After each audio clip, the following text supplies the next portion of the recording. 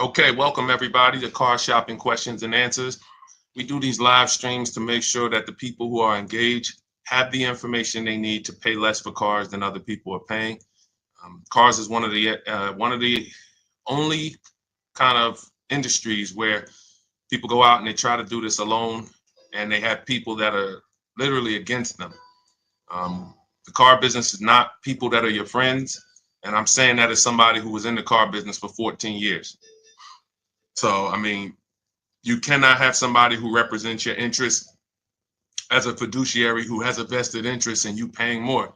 The more you pay, the more they make. So it's not, it just can never exist. So it's buyer beware. And what we do here is teach cutting edge stuff that no one's doing except the people who learn from us. We are not spending more than 20 minutes in car dealerships. We are using our leverage, which is at home. You have no leverage in a car dealership. You can't shop the market. You cannot feel for the bottom. You don't know what the bottom is because you don't know what the dealership paid for the car. These are all things that are systemically set up for you to pay more and for you to think you did okay, which is what most people do. You leave the dealership, you hope you did okay. You don't want to really talk about your deal. Don't really want to talk about the numbers. Not that confident in the numbers. This is the only industry that runs like this. And my mission is to make sure that everyone who wants to make sure who doesn't want to be in that group of people, buyer's remorse people, anxiety people, come to Cars from Home. We don't have those issues here at all. For the last 2 years, I've taught hundreds of people personally. Actually, I've worked with over 2,000 people personally, and thousands that I don't even know about that have commented on my pages that they've used my stuff, used the stuff we teach, use the stuff we're going to be going over in this stream to pay less than everyone else, save thousands without ever spending more than 30 minutes in a car dealership and without being a good negotiator. So now that we got the housekeeping out the way, I want to let you know that we'll be talking about a couple things on here today besides Q&A. We have three ways for you to get the information you need. Obviously, one of them, it's more than that. It's just free on my pages. I make dozens of videos. I put out hundreds of videos a year about car shopping. That's all free. We do these streams. That's all free. But for those of you who want to take it to the next level, we have three programs. We have a do-it-yourself. That's my new digital book. It's called Cars from Home: 7 Steps to Saving Time, Money, and Avoiding Dealerships. That's the do-it-yourself blueprint to getting below-market leases, purchases, and new cars or used cars from home. That book's already 5-star rated. You can get your copy for 75% off as part of our welcome offer in my TikTok bio, my Instagram bio, the Facebook, or the YouTube comments. Then we have the Done With You. That's where we take you into an immersive experience where you're working directly with me. And instead of reading, you're watching videos that I put together that I coach you step by step through the process. And of course, we have a private Facebook group and we have coaching calls that we do twice a month.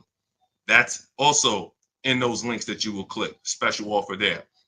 And what we have coming, if you don't see it there when you click the link, we have our Done For You program that we have worked for 3 years to develop. In fact, I used to do it before I came to online, but we had to figure out how we were going to do it at scale. Obviously, that's a limited offer because we can't shop for thousands of people at once. So if you go there and you don't see the link, that means the program is not open yet, or that means the program is full for now. But those three programs, get in where you fit in. It doesn't matter. I don't care how you guys pay less. I don't care what you use, whether it's free, do it yourself, done with you, done for you.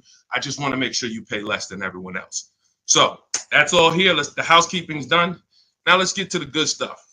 Well, I'm sorry, that was the good stuff. What am I talking about? Let's get to the questions. Okay. Dolan, if we have the first question, I know someone asked about leasing versus buying. Feel free to ask any question you guys want. No question is off limits. I will try to the best of my ability to answer every question that we get. Go ahead, Dolan. Pull that first one up, please. Let me turn this music on.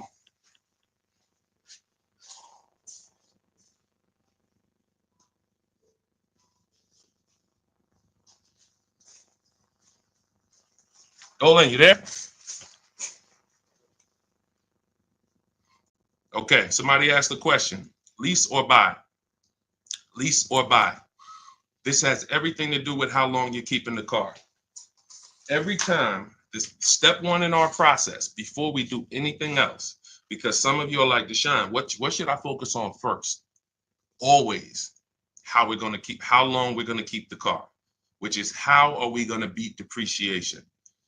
This is what I call when the first thing I want you to think about when you're getting a car, when you're thinking about getting a car, is this. Deshone, what is that? This represents depreciation. This is what I call the unseen expense. That's what we refer to it as here in the Cars from Home world. The unseen expense. Why is this the unseen expense? Well, if you buy a car today for $40,000, you bring it back to the dealership the next day, what is it worth? Throw some numbers out there. You buy a car today for $40,000, you bring it back to the dealership the next day, what is it worth?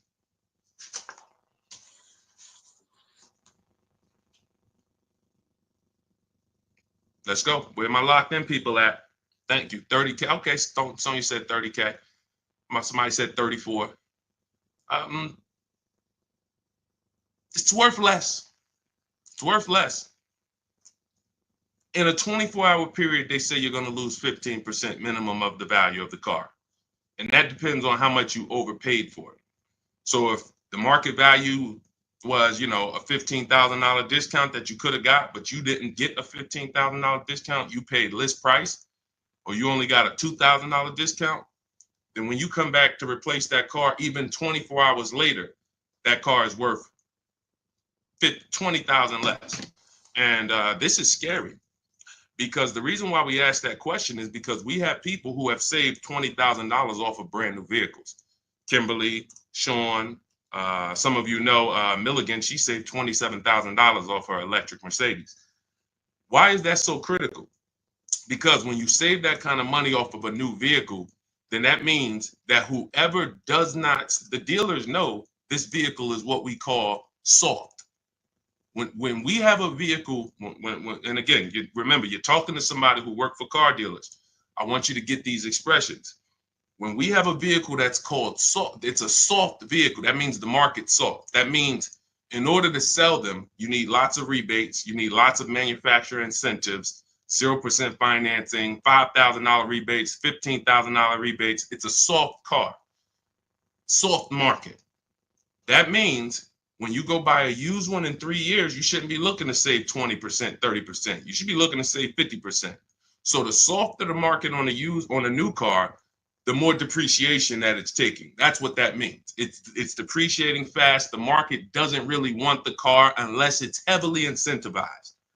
So when you buy these vehicles, this is what it looks like. I bought it for 40. In 5 years, it's going to be worth 15. It's going to be worth 20. This is a depreciating asset. Now, what we're trying to do when we're deciding whether to lease or buy, it's simple. How am I going to beat depreciation? That's the only thing we're focused on. Leasing versus buying is nothing to do with how much you drive. It's all about how we're going to beat depreciation. That's it. Now, if you want to take on depreciation, you buy. That means whatever that vehicle is worth, whatever happens to it, it's on you. If you were going to sell the vehicle tomorrow for $20,000 and you turn around and have an accident today, you're not getting $20,000 tomorrow, right? Right? You just lost money by having an accident. Why? Because you're invested in the vehicle. You're invested in the asset. In the short term, no way to win. There's no way to win investing in cars in the short term. We had a once-in-a-lifetime event during the pandemic where people were buying cars and flipping them in 2 years, getting all their money back. Who cashed out? If you cashed out during that period of time, type $. Because what I was telling you guys all during 2021, 2022, early 2023 is cash out if you have a vehicle, because you're never going to see vehicles that are worth $7,000 to $15,000 more than they should have been worth. So those were the opportunities for people to get out of negative equity, for people to get, if they wanted to transition from a purchase to a lease, to do it, and to make money selling their cars. I sold my lease, which was a Jeep Grand Cherokee. I paid $330 a month for 39 months. I sold it after 39. I actually extended the lease a little bit. Then I sold it and made over $9,000 when I sold it to CarMax. And I documented that too. I made a video about it. I helped my mother sell her lease. So leasing versus buying is all, and she made more than me because she was a low mileage driver. She made $10,200.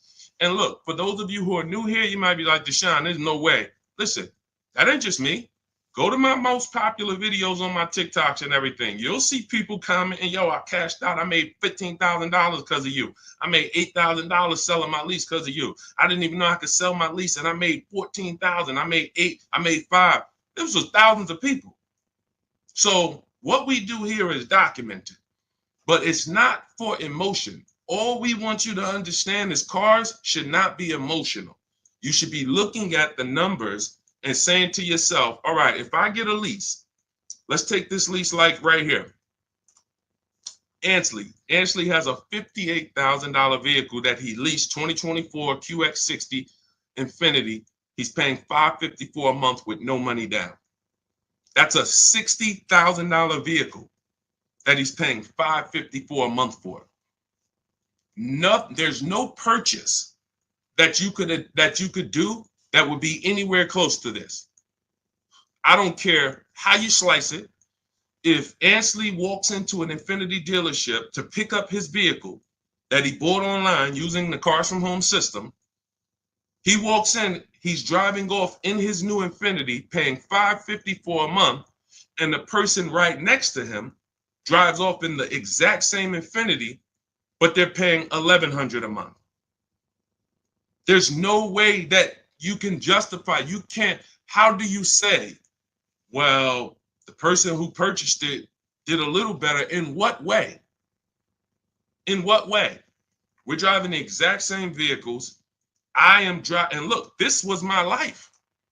My life when I worked for General Motors was my first lease was a Pontiac G6, $256 a month. Then I got 4 Infiniti leases back to back starting in 2012. I had a G25, 3 Q50s, and then I leased the Jeep Grand Cherokee for myself. My wife drove the Infinitis. I've had 6 leases in my life. We're about to do another one shortly. I've had 6 leases. I pay cents on the dollar. Now, the difference is, pay attention, every lease deal is not, we'll get to that. Chuck Brown, he'll own it in 6 years. We'll get to that. Remember what Chuck Brown just said, y'all, because I just said that this person is paying $1,100 a month versus Ansley paying $5 something a month. And his response was he'll own it in 6 years. Let's get to that in a minute. But those leases that I had were literally cents on the dollar. I'm driving $40,000 vehicles and I'm paying the same amount as people who were buying used cars for $15,000 to $20,000. Because a $20,000 used car is about $400 a month on a 5-year loan. I didn't even have a payment over $400 until after 2022, when we got this Infiniti truck that we purchased. I never had a payment over $400 a month on any of my leases, and they were all beautiful cars. So I didn't need someone. I didn't even understand leasing early then, but you know what I understood? How much money was coming out of my bank account. You know what else I understood? What kind of car I was driving. You know what else I understood? When something broke, when something went wrong, I pick up the phone, I call a dealer. Hey, this light is on in the car. All right, no problem. What day would you like to come in? All right, I'll be there Thursday. Perfect. Here we go. Yeah, we checked it out as a warranty issue. No problem. You're all good. Have a nice day. No charge, because I'm always under warranty. Meanwhile, I'm seeing friends got tow truck drivers on speed dial, paying the same amount, if not more than me, because somebody told them they should be buying their cars. Now, there is the person who should be buying. That's called the long-term person. Because again, when we consider depreciation the unseen expense, it does not look like this forever. When the longer you keep a car, when you get to that 7-8 year period, this is what depreciation looks like. This is what depreciation looks like. It flattens out. And some of you who have cars that you've had longer than 8 years, the same, who has a vehicle that they've had longer than 8 years? Type the number of years that you've had it. Longer than 8 years, not 6, not 4. You have a vehicle right now in your driveway. I want you to type the number of years you've had it into the chat. These are the people who should be purchasing. If this is your goal, then you'll see there's less and less people that tap in on this question because there's less and less people who are actually keeping their cars this long. Do we even have any people? Okay, all right. See, and somebody type 6. No, longer than 8. That's not a long time.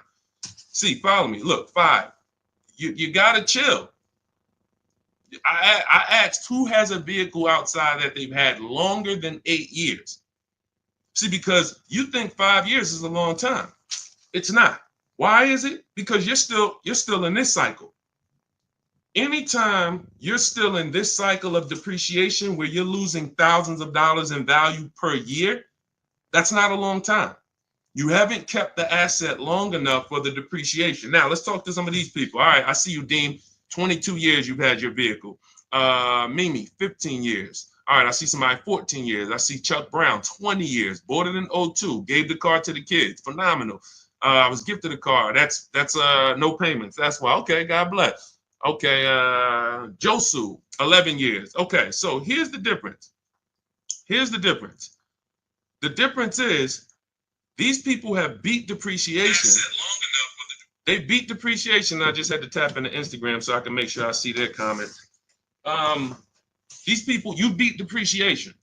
So the money that your car, that all of that money that you put into your car, it's now worth it because it's paid off and it's not depreciating. You can do what Chuck did, pass the vehicle down to your kids, no payment on it.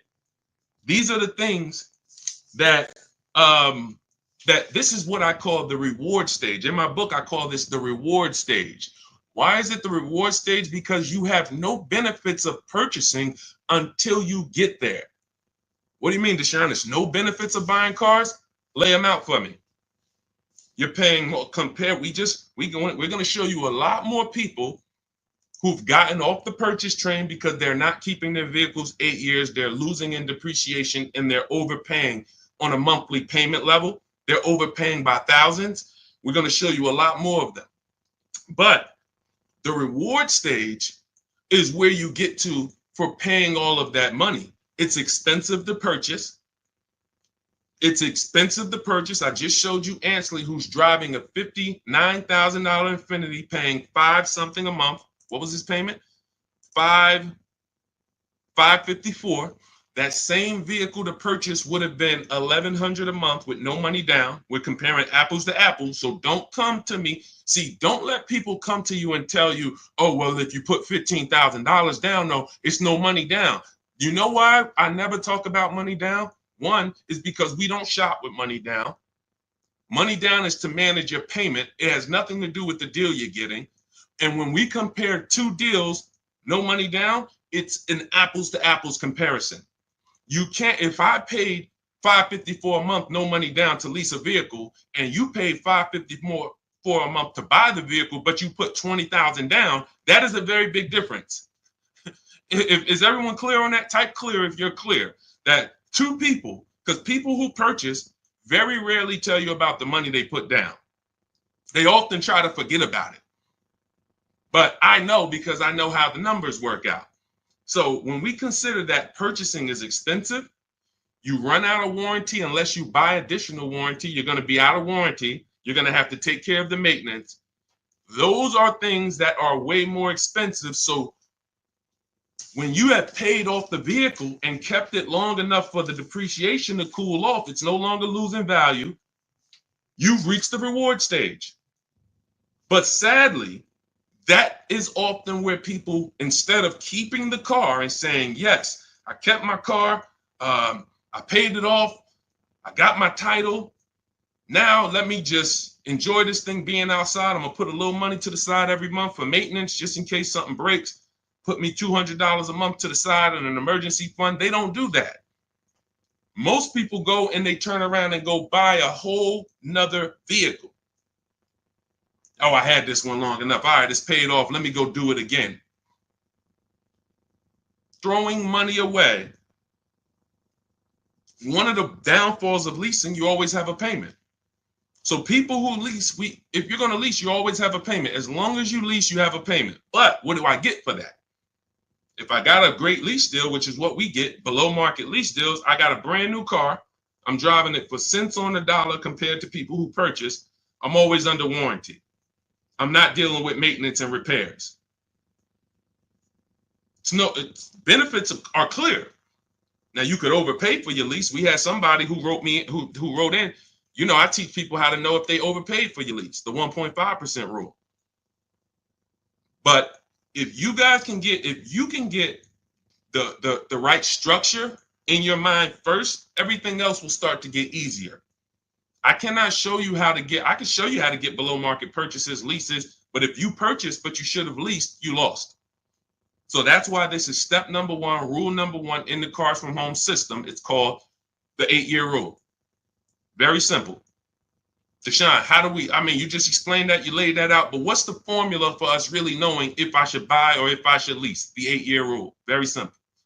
If I'm buying my next car, if I'm keeping my next car at least 8 years, then I purchase. If I'm not keeping it 8 years, then I lease. Has nothing to do with how much I drive, has nothing to do with anything else but how long we're going to keep the car. It's very simple formula.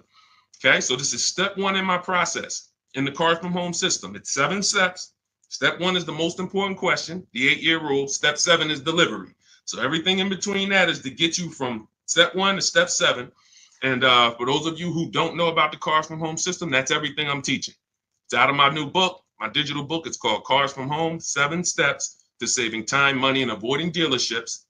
That means we're not spending more than 30 minutes in a dealership. We're doing everything from home. We're making dealers bid, banks bid, and we're not trading our cars. We're literally using the internet to create competition in the car market so that we guarantee that we paid less than everyone. We guarantee we got the most money for our old car. We guarantee we got the best loan. We use the internet to create that competition.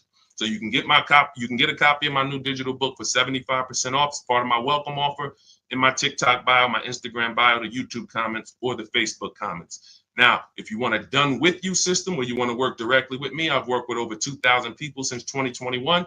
You'll see a link there that says Shop with Deshone, and we can talk. You can see if you qualify for that. Not everyone will qualify for that program, but that's also there. There's a special offer for you there. And then we have a done for you program that's coming. We've actually just laid out the infrastructure to so if you see a button that says do it for me, then that means it's live. If that button's not there, that means the program's full and it's not live, so you can keep watching because that's real manpower. We're shopping for people all around the country, so that program's not going to be open to everybody. Okay, but I don't care how you get it. Get in where you fit in. Go ahead, Dolan. Let's go over the next question. Listen, remember that, y'all. 8 years. The rule is 8 years. I always like to wrap up a question with a period or an exclamation point. You don't have to do the math comparisons. I've done them already. 8 years is the time of purchase when you compare getting a great lease deal, a below market lease deal. And a below market lease deal looks different than what you're going to see on these commercials. Raphael, $46,000 Jeep Grand Cherokee.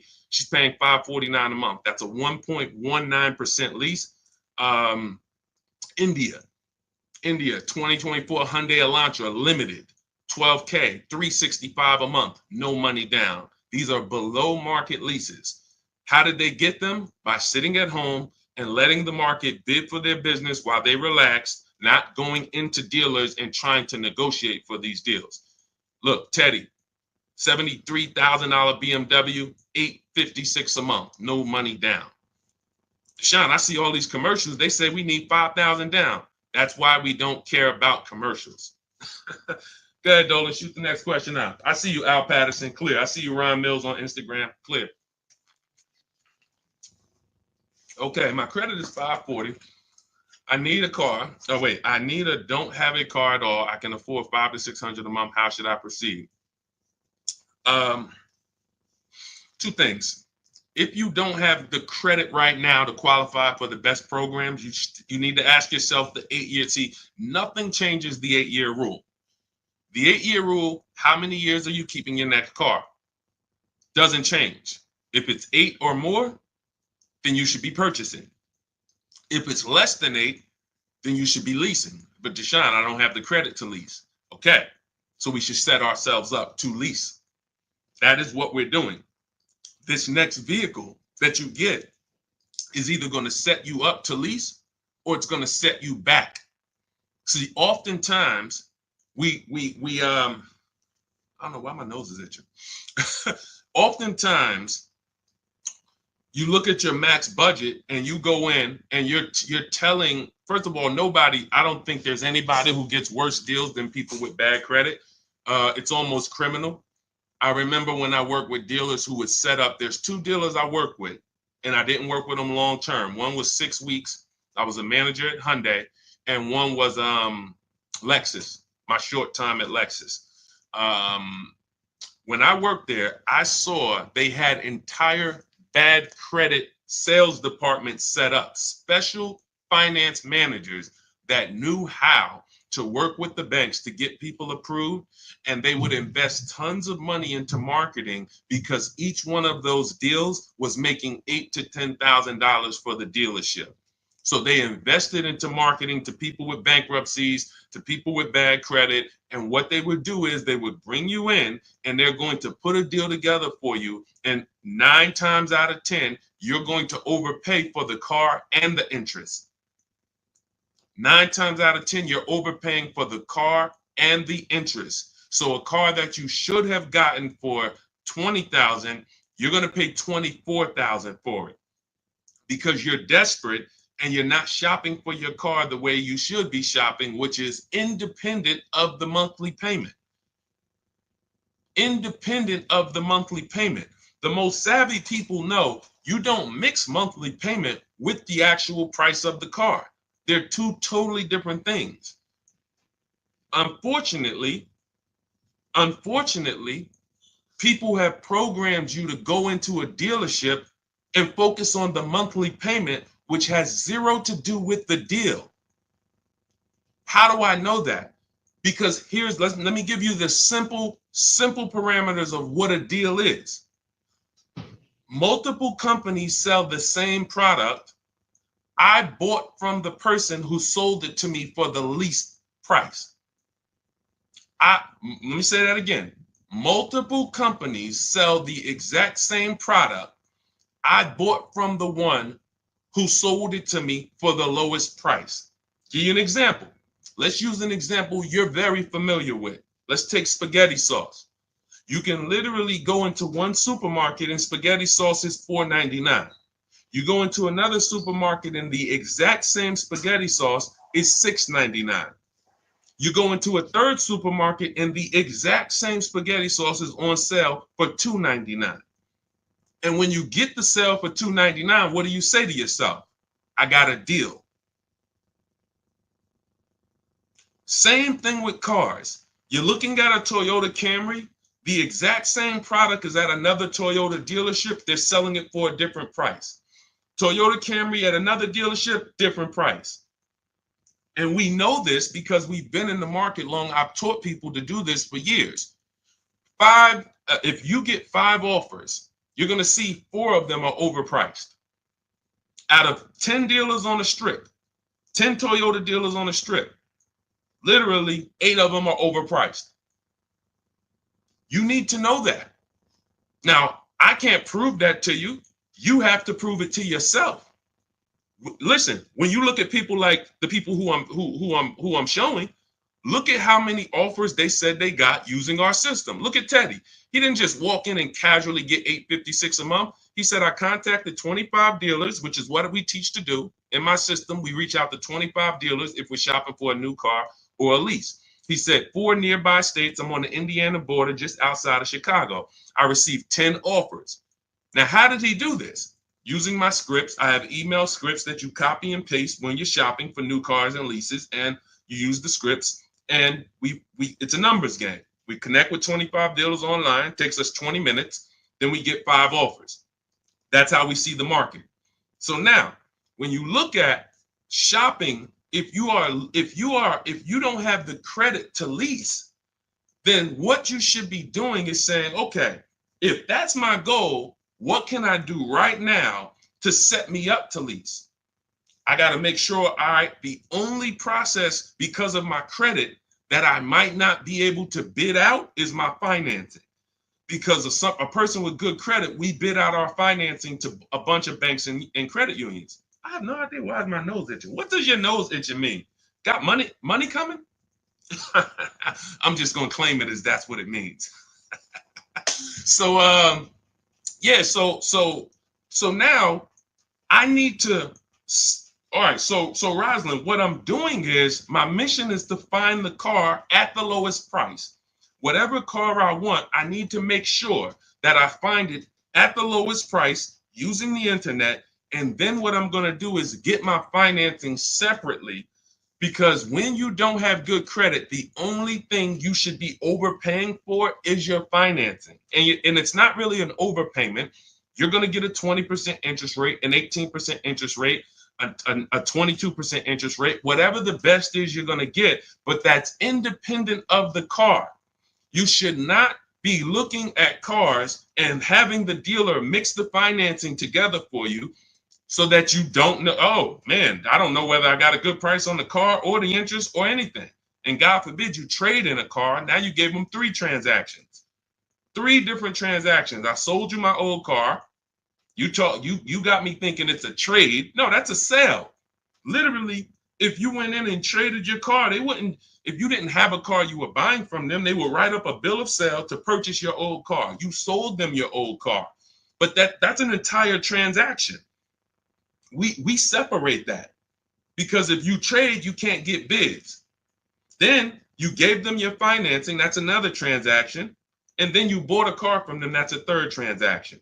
So what I would tell you is you make sure you focus on separating the transactions. I have all of this in my book. I lay this out for you step by step. We have a system for shopping when you don't have good credit, but you need to, last thing, realize if you're trying to set yourself up for a lease, you should be getting the least expensive car that you can get a loan on. You should be getting the least expensive car. Why do I say that? Because if you get a car that's around $12,000, $10,000, that's going to be easy payments for you. If you go out and you look to spend this whole $500, $600, my worry for you is you're going to get a car that is not that good. You're going to go get a bigger car, something that typically is going to come with a higher degree of interest, because you're getting a $15,000, $20,000, $25,000 car. They're going to slap 20% interest on you. And then you're going to be trying to make that payment. And you have to make that payment every month. God forbid something happens, you miss it, you're in trouble. You're no closer to leasing. And you're going to run into some issues, especially when there's no warranty on that car. There's no warranty on like, these are things that we see it happen over and over again. People don't have the credit. If you don't have the credit, you should be saying to yourself, let me sacrifice for 2 years and let me build. Not let me go out and buy the biggest thing that I can get a loan on. No, let me get an inexpensive car. This is my sacrifice car. I'm going to drive this thing. I'm going to make on-time payments for 2 years. That additional money that I could have put in the car, I'm going to use that to fix my credit. I'm going to use that to make sure that in 2 years, my credit's a 700. Why are we don't put the money in a car and keep your credit at 550. Put some of the money into a car, put the rest of the money into fixing your credit, so that now 2 years from now, you got a 700 score. You flip out of that inexpensive car that was your sacrifice car. Now you go into a brand new lease, and people are like, wow, what happened, Rosalind? You were just driving. Yeah, I had a plan. I had a plan. Jazzy, see you later. We don't need people like you here. Let me get her out of here. There's no tolerance. I have no tolerance for people who think they know it all here. All right, so go ahead. Let's go. So, Rosalind, that's the plan. Sacrifice car. Now, if you're going to keep the car a long time, then go get the best car you can find. If you say, Deshone, I'm not interested in leasing, I'm going to keep my car 8, 10 years. Go get the best car you can find. Make sure you use the bidding system, get multiple offers, shop the market. You can use our strategies or you can try it on your own, but you need to get the least expensive car. Then when you get your loan on it, realize that in 2 years or 18 months, when my credit's better, I'm going to refinance that loan into a lower interest rate. You can always change the loan. You can't change the car. So make sure your car is a car that will last 8 to 10 years, get a quality car. And that's the biggest priority. Long-term people with bad credit, no problem. Get a great car, great price on the car, and then fix your credit, 18 months, 2 years, refinance into a better loan, keep the car, pay it off, go to the reward stage. Forget about leasing. Leasing is only for short-term people. You're not keeping your car 8 years. All right? Go ahead, Dolan. Pull the next question up.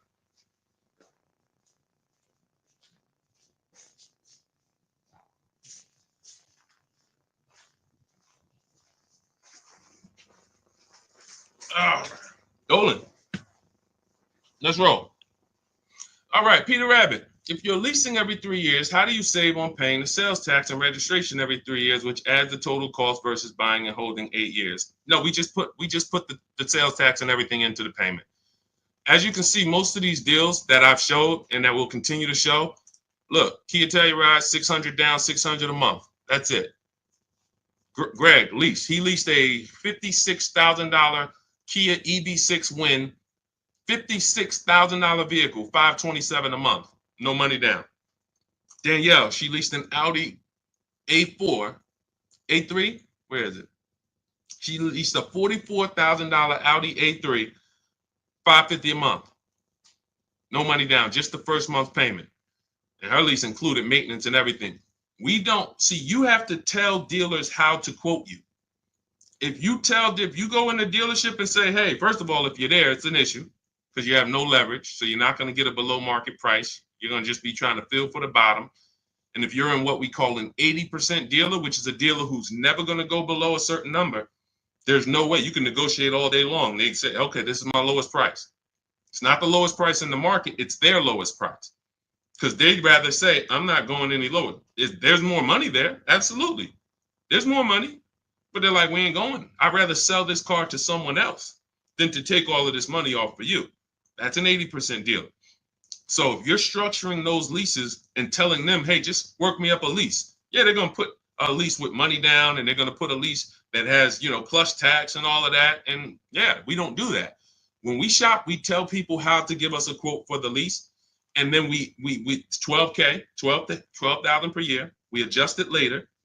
If you need more than 12,000 miles, you can adjust it before you close the deal. But we always shop with 12,000 miles per year because that's how we're comparing the offers. Because 12,000 miles a year allows us to hold the 1% rule to the standard. Some of you who, if you're savvy with leases, the 1% rule has been around for a long time. If your lease payment was 1% of the MSRP or less, you stole the car. Look at Greg, 1% lease deal.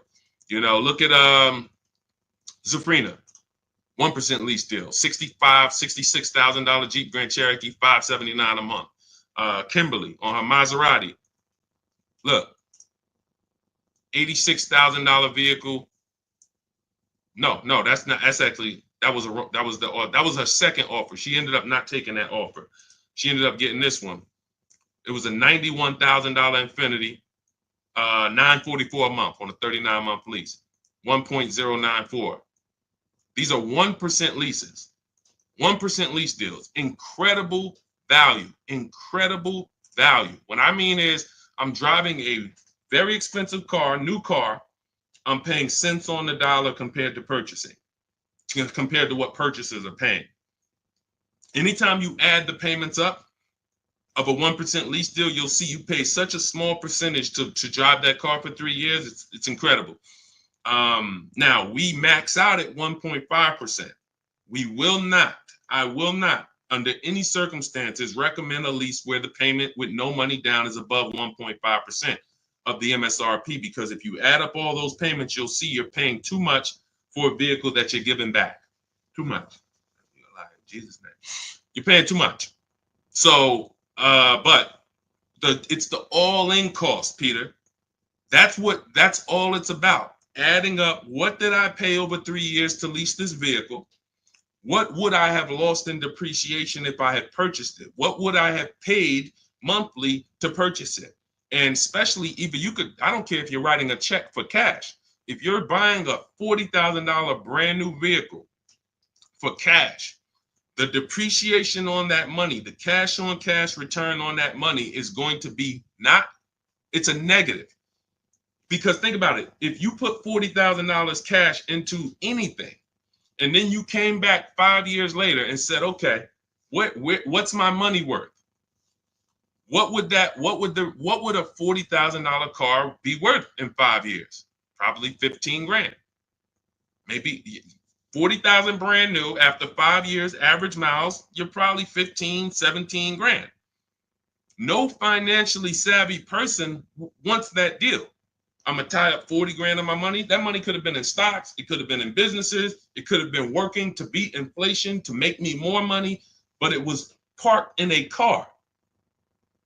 Thanks, Bill. I'm glad. He said this is great info. I'm glad. This is all we do here. This is all we've been doing for 3 years here. Hasn't changed. The mission stays the same. And we continue to expose people to this knowledge. Financial literacy. All I care about is people paying less for cars. And so for everybody who is like, man, nobody ever taught us this, is because, quite honestly, without the experience God gave me, we wouldn't know. I ran my own leasing company for 4 years. I worked for Mercedes, the top 3 Mercedes dealers in the country, Ray Katina. We were our own finance people. We had to understand finance, credit, resale value, all of this stuff that most car salesmen, they don't have to understand. So I'm blessed that my experience and what I've been exposed to allows me to tell you guys, this is from the inside. This is from the inside. So all of this is in my new digital book. For those of you who like, Deshone, I just want the whole blueprint. I don't want to try to remember any of this. The blueprint is my new digital book. It's called Cars from Home, 7 Steps to Saving Time, Money, and Avoiding Dealerships. It's already 5-star rated. You can Google it, and you can get a copy. You won't pay $97. That's the normal price, but as part of my welcome offer, you can get yours for 75% off. That's $24, but it's only for 30 minutes. That's the welcome offer. So you go to my TikTok bio, my Instagram bio, the YouTube comments, or the Facebook comments, and you'll have the entire blueprint for below market leases, below market purchases, new cars, used cars, high mileage drivers. Some of you who are driving over 18,000 miles, you need specific strategies. That's in there, step by step for you guys. And you can get it for $24 as long as you get there before the 30-minute timer. For those of you who want to shop together and you want a more experience of working with me directly, I've worked with over 2,000 people since 2021. That's our Cars from Home Done With You system, where we have coaching calls, a private group. You can go to my bio and get information on both of those. There's a special offer on both of those. And I don't care how you get it, as long as you pay less than everyone else, and as long as you didn't spend more than 30 minutes in a car dealership, that's all I care about. You get in how you fit in. Okay, go ahead, Dolan, bring the next one up. Let's get to as many as we can. Some of these questions I just can't answer quickly. It's just impossible. I see a couple questions coming in on Instagram too. Thank you, Red's House. I appreciate you. I have a question. You mentioned in one of your videos the website to get car loans approval. Okay, so first of all, we have a website that first of all, I'm not affiliated with any company. No company pays me to mention them. I think when we look at the authenticity of what we need, we're using multiple companies because we're creating bids. So we need to get every single company's offer. So there's no company that would ever be endorsed over anything. But one of the companies that I do like is companies who give loans to people that don't have great credit. That's LendBuzz. I haven't worked with them, but I do recommend them in my book because they are one of the companies that you can use if you don't have good credit. Shop for your car the way we teach, whether you're shopping for a used car on the marketplaces or whether you're shopping for a new car using our 25 to 5, getting 5 offers. Then if you don't have the credit, you would use a company like LendBuzz to fund the loan. And then regardless of the terms, again, you can refinance that loan in 2 years, and you either keep the car long term or you can trade out of it and go into a lease. But when it comes to people with good credit, we do not isolate our business to one lender, because it goes back to the fact we get bids for everything. There's no way for you, anytime there's the potential for you to wonder if you could have done better, you did not get bids. You didn't get multiple offers. Because anytime you want to wonder if you could do better, the solution is multiple offers. That's it. So we're always getting multiple offers from banks, credit unions before we seal our deal. In my book, I call this the bank bidding war. We create a bank bidding war. Credit bureaus allow you to have multiple banks and lenders run your credit as long as it's within a short period of time. If you Google this, you'll see the rate shopping. Experian wrote a blog post explaining this. The rate window is between 14 and 45 days, where they can see when they look at your credit, if you had a lot of hard pulls. If you had a lot of hard pulls, hold on, let me put my phone on Do Not Disturb.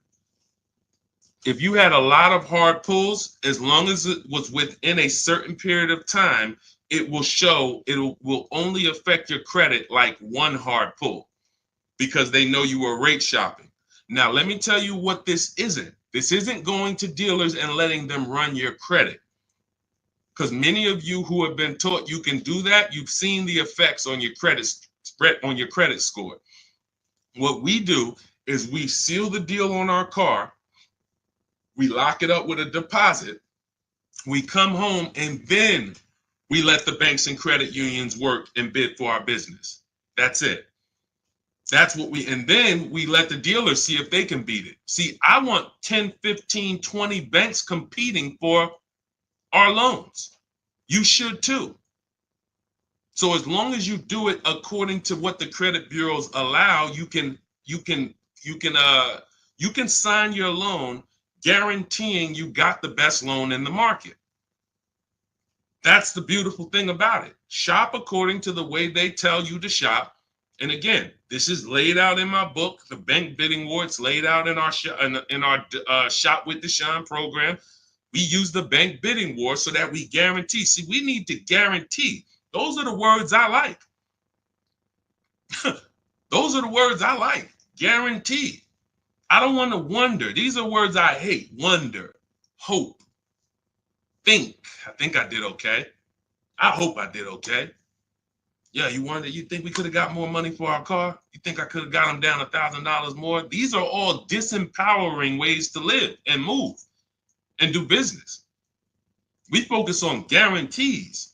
And the only way to guarantee you paid less for the car, the lowest price for a car you could have, you got the best loan, the lowest interest rate you could have, you got the most money on your old car, you didn't trade it, the most money you could have, is to create a bidding system where you're getting multiple offers. And that's what we do. That is the Cars from Home system. So that's what we don't have a specific bank we endorse, because banks are not our friends. I don't care if you own a bank, you can't be the lowest interest rate every time. You're going to be out of business. There's no way for one person to continually be the lowest all the time. It's going to be a rotating win. This time you won, in 3 years you're going to win, in 5 years you're going to win, because one person being the best all the time, they're going to be out of business. They're not making any money. So it's always going to be a rotating bidding process. Okay, all of this is laid out in my digital book. This is called The Bank Bidding War. We don't do the pre-approvals, because I'm going to tell you why we don't do pre-approvals, because they're onto it. What do I mean? Anytime we do something, the market begins to go somewhere that's going to give them more power and give them more leverage. As soon as we do that, websites and these companies adjust to it, and they try to find a way to limit us. So what happens was, we could always get soft credit pre-approvals until people started getting pre-approvals. I'm going to wrap this up with this good point, because we watched this happen over 2 years. We watched everything change. We had no problem getting soft credit pre-approvals before everyone. We had no problem getting soft credit pre-approvals before everyone started getting them. And then once everyone started getting them, they said, okay, well, we're not going to do the soft credit pre-approvals anymore. Now we want to hit your credit with a hard pull. But the bad thing about hitting your credit with a hard pull is, once you do it, it's two bad things. Once you do it, you've opened up that rate window, which is what I explained 2-3 minutes ago. You only have 14 to 45 days to shop multiple rates before that rate window closes, and you can no longer let people access your credit. And then the second thing, which is one of the worst, is they give you an expiration date on the pre-approval. Don't they? Who's ever had a pre-approval with an expiration date? Type me. Type me if you've had a pre-approval that you got for a car to go get a car, but it had an expiration date on it. Type me if you've experienced that. You know why I don't like expiration dates? Because your bank is now putting pressure on you to go find a car. This is just the way they do it. Why do they do it? To limit you. They know, Bank of America knows, if I could get Eric to give me a pre-approval to let me run his credit, he's not going to go shop more banks because he's going to feel like, man, all right, Bank of America already pre-approved me. That's one hit on my credit. Then they got this pre-approval. It expires in 45 days. So let me go out here and try to find a car. The last thing you're thinking about is shopping different offers from Bank of America versus them. See, everyone, if you realize that, I promise your life changes. If you realize, wait, the goal is to lock me in. That's correct. The goal is to lock us in to one dealership, lock us into one bank. And as long as you step back and realize, okay, that's your goal. You don't want me to shop. Your life is going to change. The way you shop for cars is going to change. The results you get is going to change because you're going to realize, and then you're going to see the signs as soon as you get on the phone with a dealership. So when can you come in? You ain't been on the phone with them for 3 minutes. So when can you come in? You don't even know what I want yet. Yeah, but I need you to come in so I can put those shackles on you, keep you from shopping. Y'all clear? Understand your enemy's goal. That's what you got to understand. Your enemy's goal. I know what your goal is. Keep me from shopping. So how can I make sure I win? Keep shopping. Simple solution. All right, go ahead, Dolan. Next question. And it's empowering. Getting multiple offers is empowering. When you see people bidding for your business, it's empowering. You realize you're the prize. They got you begging, thinking that they're the prize. Please sell me this car. Please, can you take off another $1,000? You're begging like they're the prize. We got the carrot. We got the carrot over here. Why are you going into any establishment to spend $40,000, a 5-figure transaction? Why are you going into any establishment and not feeling like you're the prize?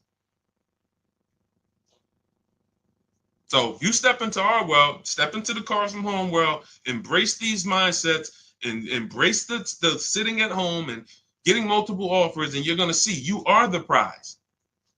100%. All right, trade-ins. I have one that's working, but the engine is about to give out. Is it still tradable? Well, we don't. So you just use the word we don't use here. We don't trade cars, and I'm going to tell you why. You're not going to get anything. Listen, let me ask you a question. Everybody stay by your keyboard. I want you to answer this. Do you get name me an item that you can get the maximum value for trading it versus selling it on the open market?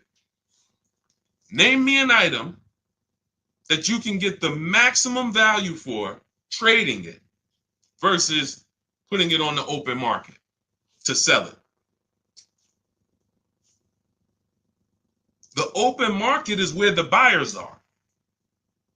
So there are now, it used to be before the internet. That's why I'm just pointing us, all I'm doing is pointing us to the tools that God gave us to use. Thank God we have the internet. Before that, if you wanted to not trade your vehicle, you had to put a for sale sign on it. You had to do a private party sale. That's not the way it is anymore. Step 2 of my book, step 2 of the Cars from Home process is something called the equity assessment. That means we are putting our car on the open market and we're letting multiple cash buyers make us an offer. It's beautiful. You know why it's beautiful? There's no obligation to take the offer.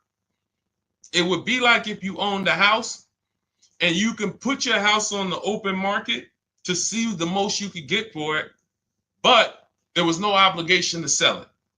You could just go on a website, you can have a bunch of home buyers bid on it, but there's no obligation.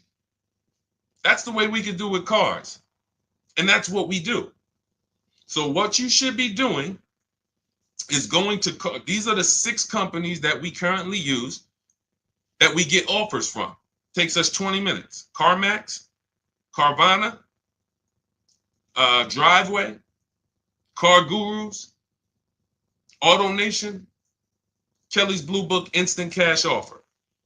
The last 3 sites connect you with a local dealer. They make an online offer. The first 3 sites, they're online dealers, used car. Those are CarMax, Driveway, and Carvana, are online retailers, used car retailers. They make an offer direct. 6 offers, 20 minutes. Now, in the case of older cars, any car that you do not, that let's say it's worth less than 10, you should think about selling it privately. Especially when it comes to this vehicle, you're saying the engine is about to give out. The car is going to be worthless.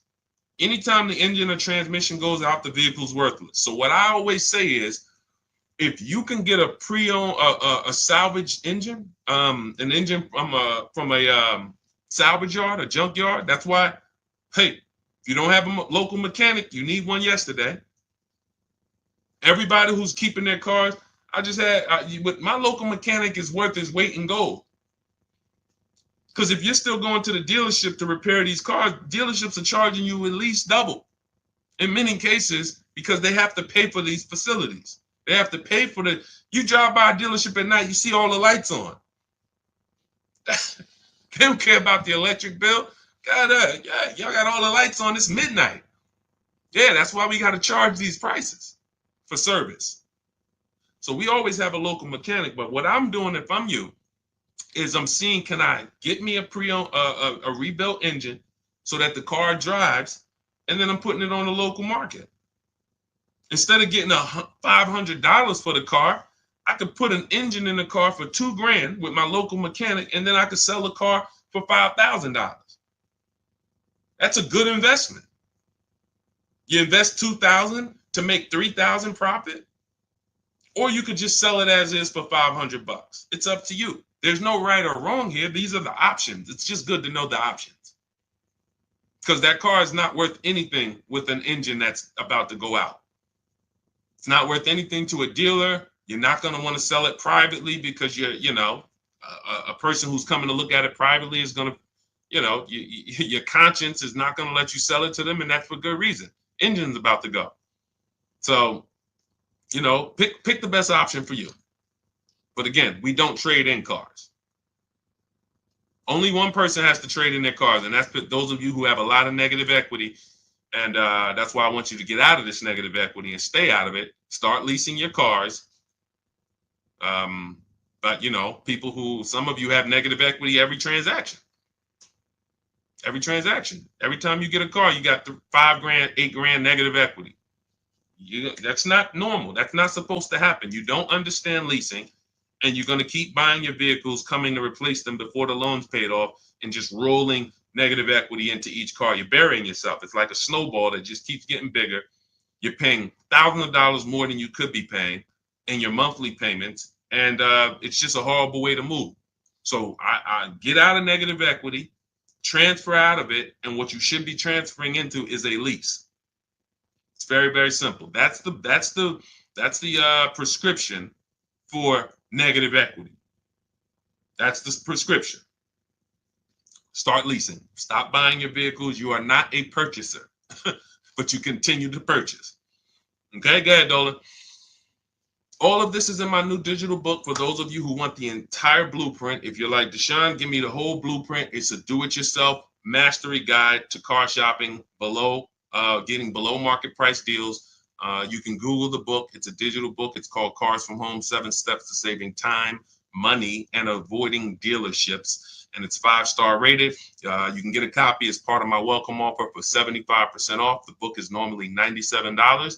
But as long as you get to my TikTok, my Instagram bio, the YouTube comments, or the Facebook comments before the 30 minutes is up, you got your copy for 75% off or $24. So as long as you get there before that. Now, once you get the book, make sure you screenshot the thank you page, save the thank you page, because there's a link to open the book on that page. There's also my support team's email, just in case that book is not in your inbox in 5 to 10 minutes. Sometimes you type your email incorrectly. you can reach out to my support team to make sure you get your book immediately.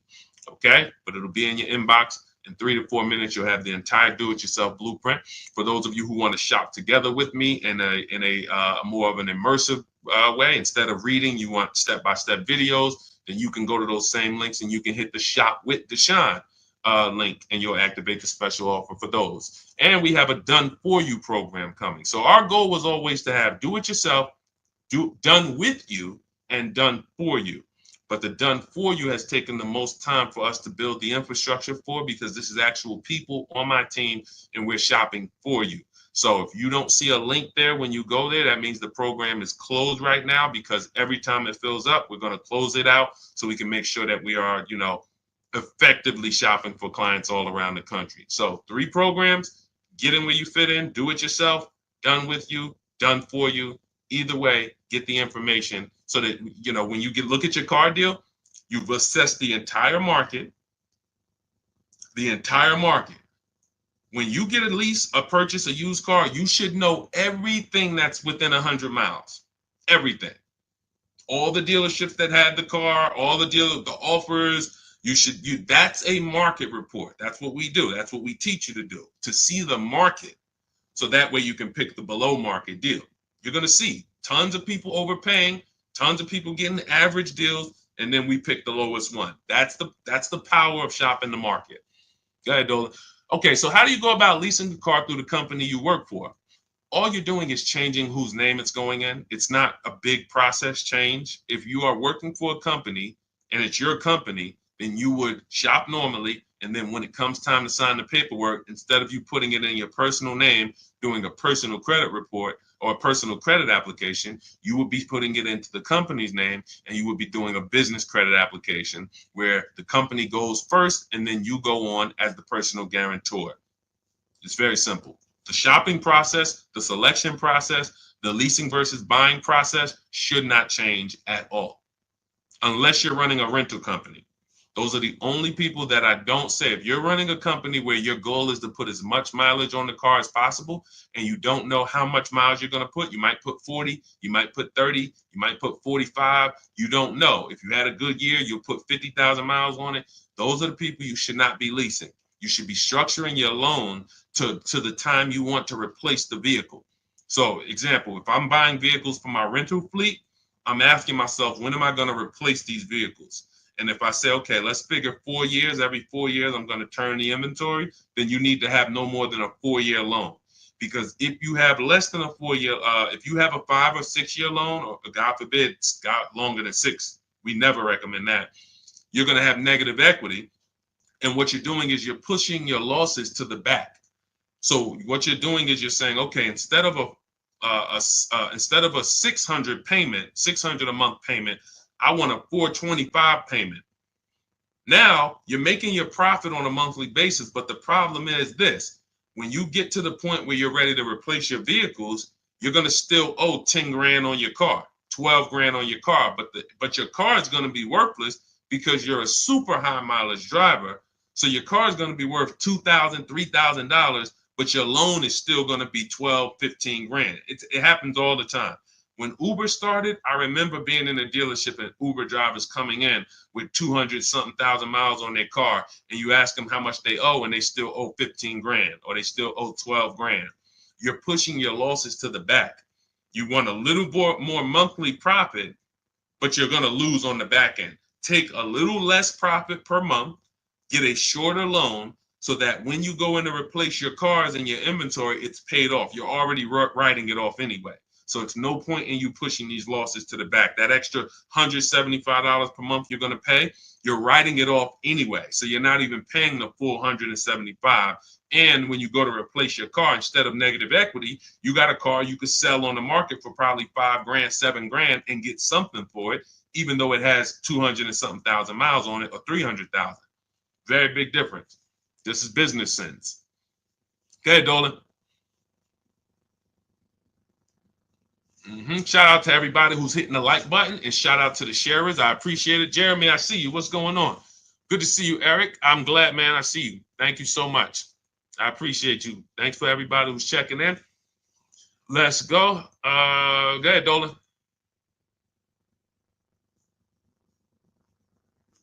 YOLO, very simple. Multiple offers. Very simple. Multiple offers.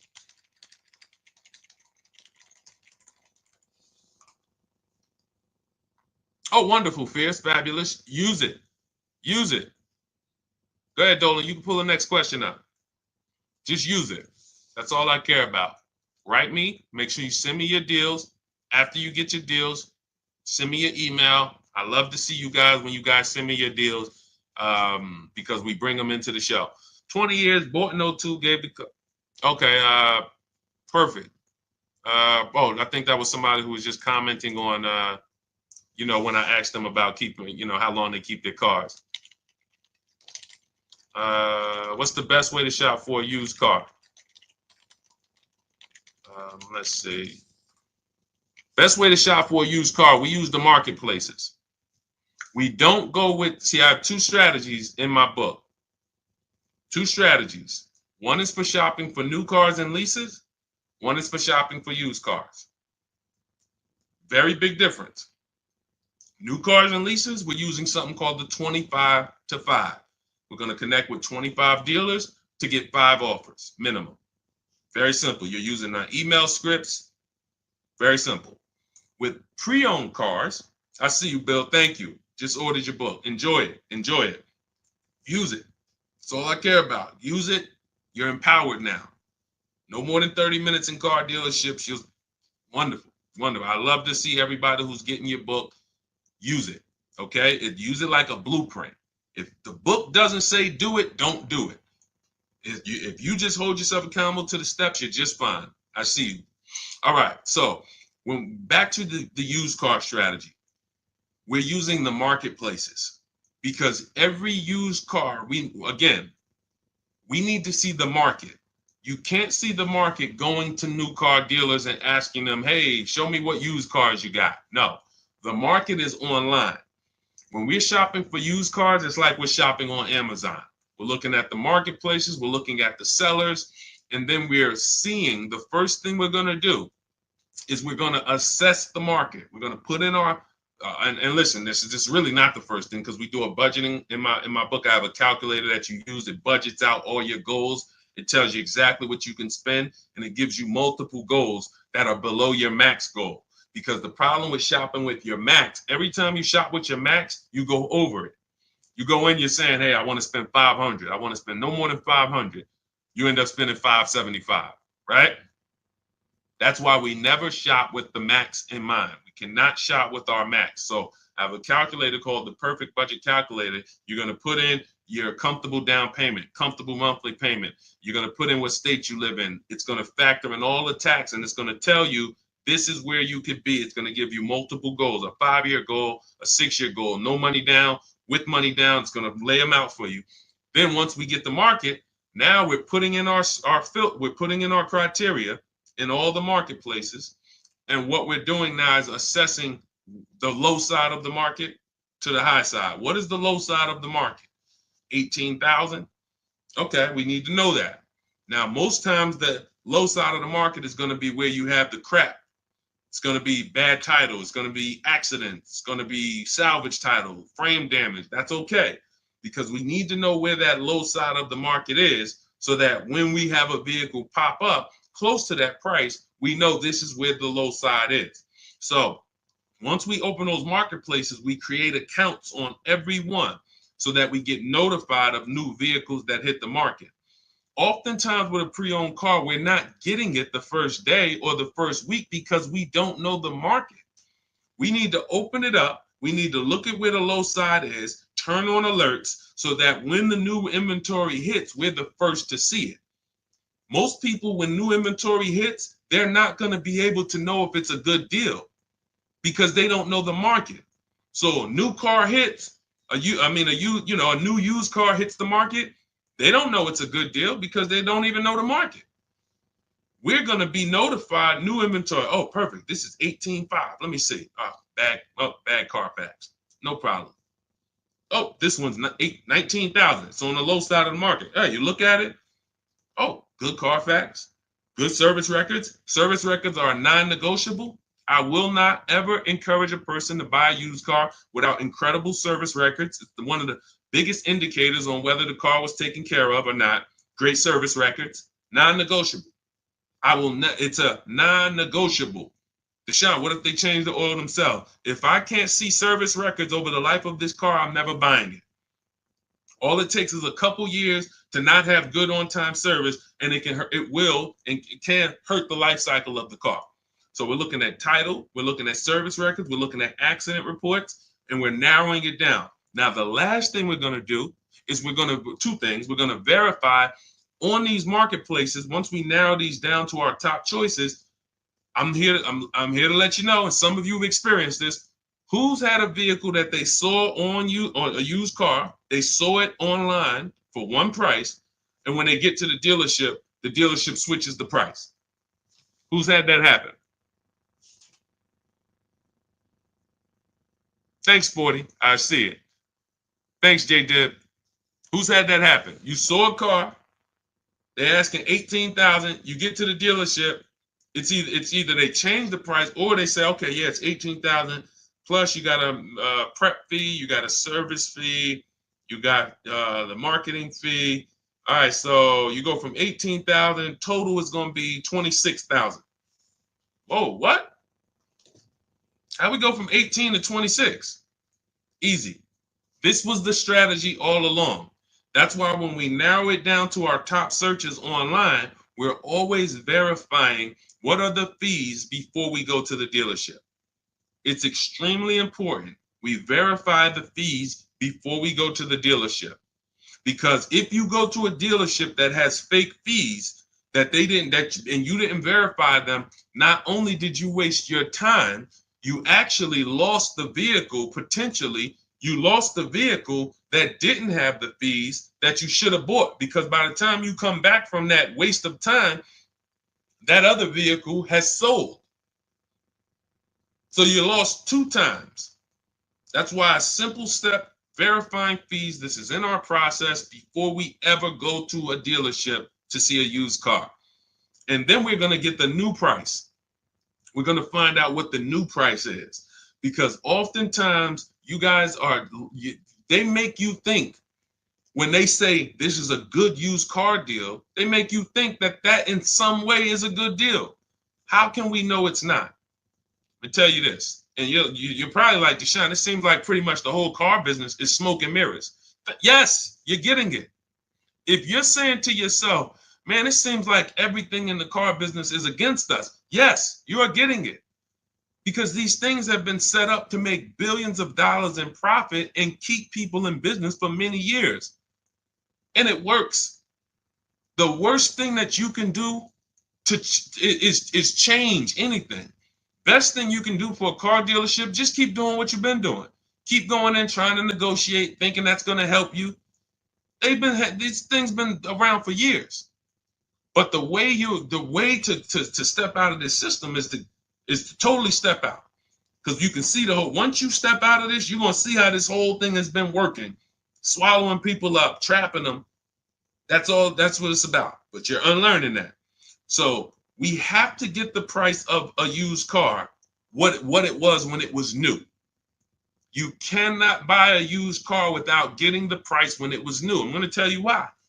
When I was getting my used Infiniti, I bought it 3 years ago. It was 2 years old at the time. I had narrowed my searches down to 4 of them. They all looked similar. White, all had between like 24,000 miles and 36,000 miles.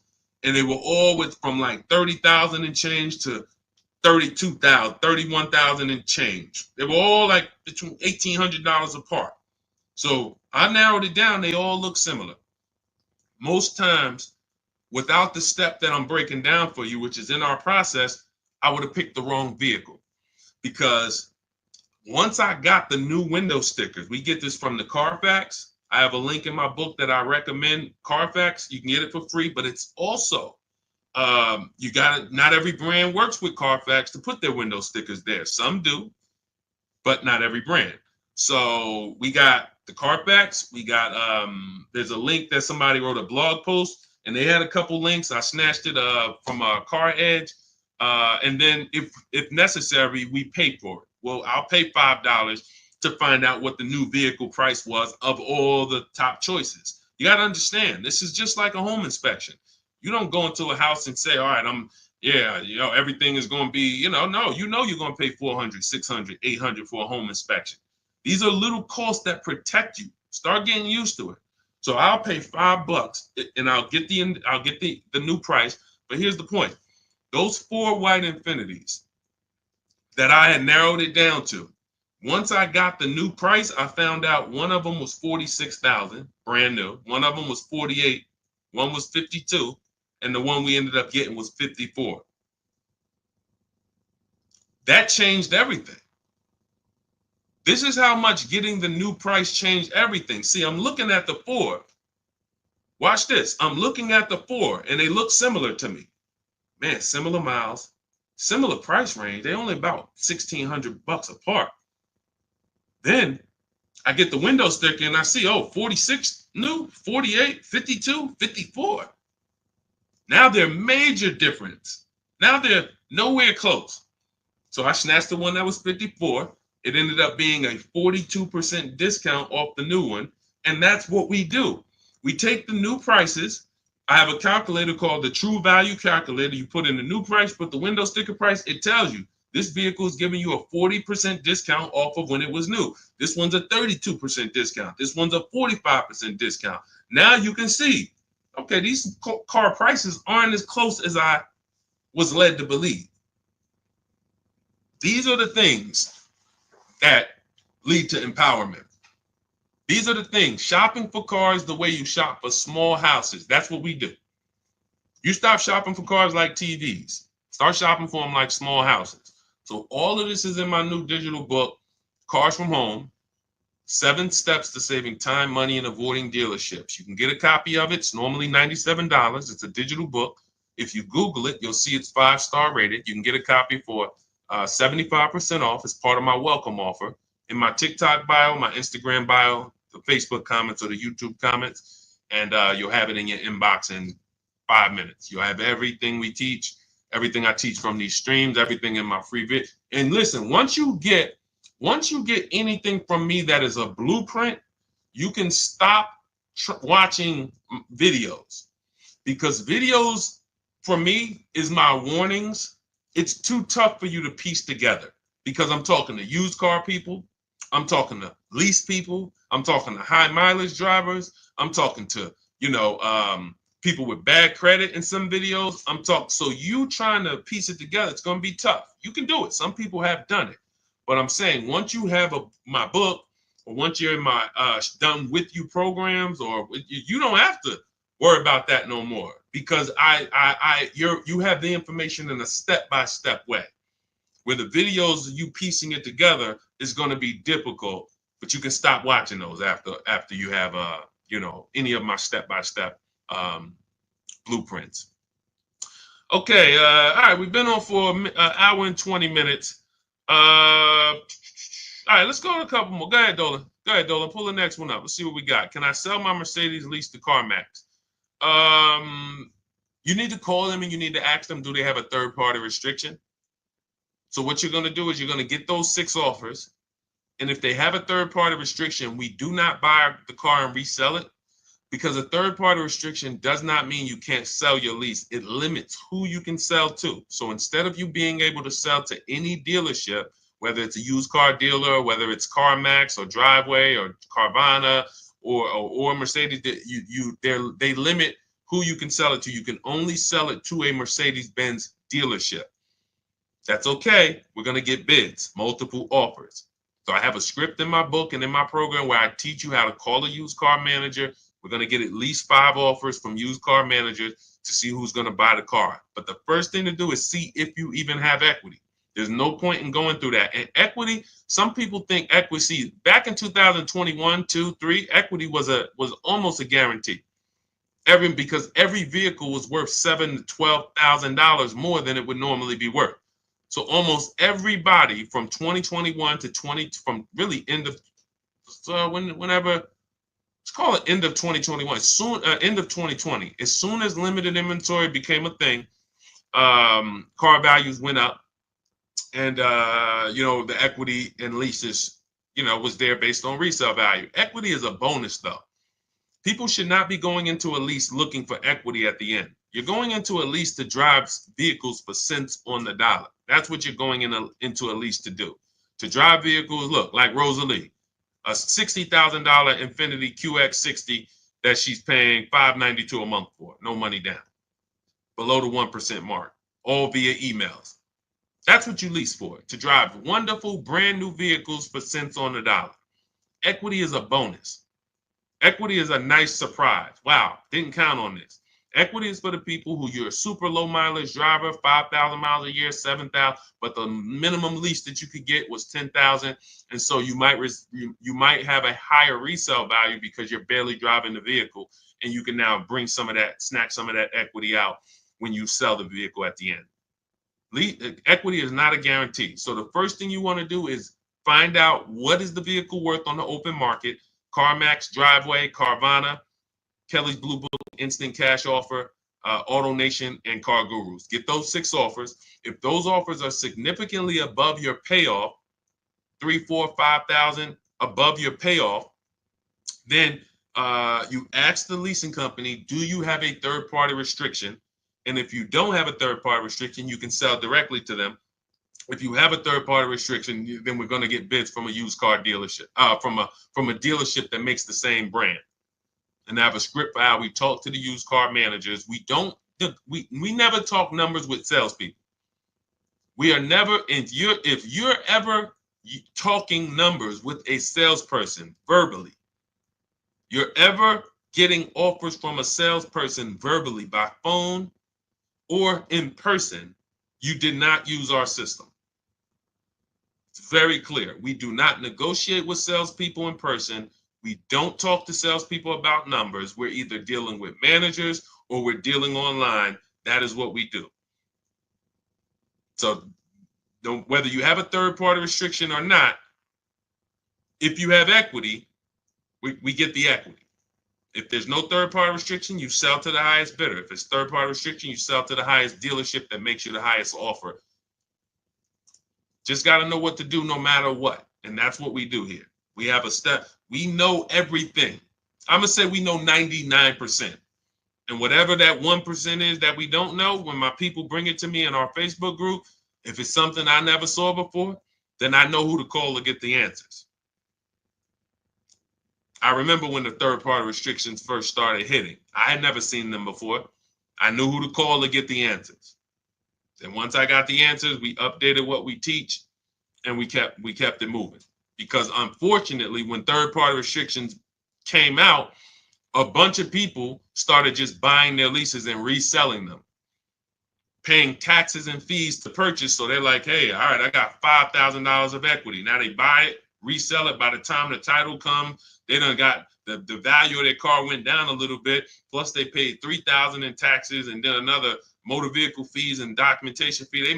They're lucky if they wind up with $1,000 when they could have just sold direct to a dealership if they knew how to move. Knowledge is power, and ignorance is expensive. It's expensive. Is December a good time to buy, and how good? There's no time. Anytime somebody has marketed to you a best time to buy, it's because they want you to come in, and they know that people are going to come in predictably because they think they're getting a better deal. There is no better time. There's no best time. If you look at all of the people that I show, look at Tope, look at Bonita, look at Greg, Danielle, Kimberly, Eddie. These below market deals happen in every month of the year. Every month of the year. Zafrina, Pierre on his used car. These below market deals happen. Look. Tiffany on her Mazda CX-90, $44,000 vehicle, using my book. She said, I believe we got a great deal, what we learned from the book. $6,530 discount off a brand new Mazda CX-90 Turbo Preferred. $6,530 from home. Look, Jared, March. There's no time. Because here's what happens. Throughout the month, dealerships get desperate. And if you're shopping multiple dealerships, you're going to have a dealership that needs to sell a car, and they're going to reach out to you, and they're going to do a deal that they don't really like to do. They don't really want to do, but they have to do it because they need to sell. Dealerships are not desperate. The last thing we were when I was in the dealership and it was Labor Day, the last thing we were desperate. Why would you be desperate when there's a showroom full of people? I'm talking to you, Mr. Kelly. Listen, but Mr. Kelly, I got 2 people waiting in the wings. Like, we have more customers in this showroom right now than we have people, salespeople. So I'm going to make you this offer, Mr. Kelly. But if you don't want the offer, then no problem. I need to move on to somebody else because you can see there's people walking out. Why would we make a deal when we have a showroom full of people? There's no desperate vibes there. The only desperate vibes are coming from you, the customer. That's why it's totally disempowering. So there is no best time to buy a car. There is a worse time when you need one. To go into a dealership when you need one. I would like you to stop waiting till the last minute to car shop. What I recommend is you get into the market 3 months early, whether you're leasing or looking for a used car. You'll see in my strategies, I teach you how to watch the market, say no. If you don't like a deal in October, you can say no in November. You don't like a deal in February, you can say no in February and see what the program is in March. You can say no in March, see what the program is in April. You can watch these deals if you don't wait till the last minute all the time. Now, if you waited till the last minute, no problem. You can see Ashley said, hey, I started my process Saturday. I accepted a deal Monday. All we need is 48 hours. If you use our stuff, all we need, you can see that. Let me pull that up for the people who want. Look at the last paragraph. Started the process Saturday, accepted a deal Monday. Car delivered Thursday. But I don't want you to be in the habit of continually car shopping when you need a car because you don't have the 90 days to really watch the market change. And that's the benefit. But they've created so much anxiety and fear in you that you just want to wait till the last minute and then, all right, let me just go ahead and get it over with. What type of decision you think you're going to make with that energy?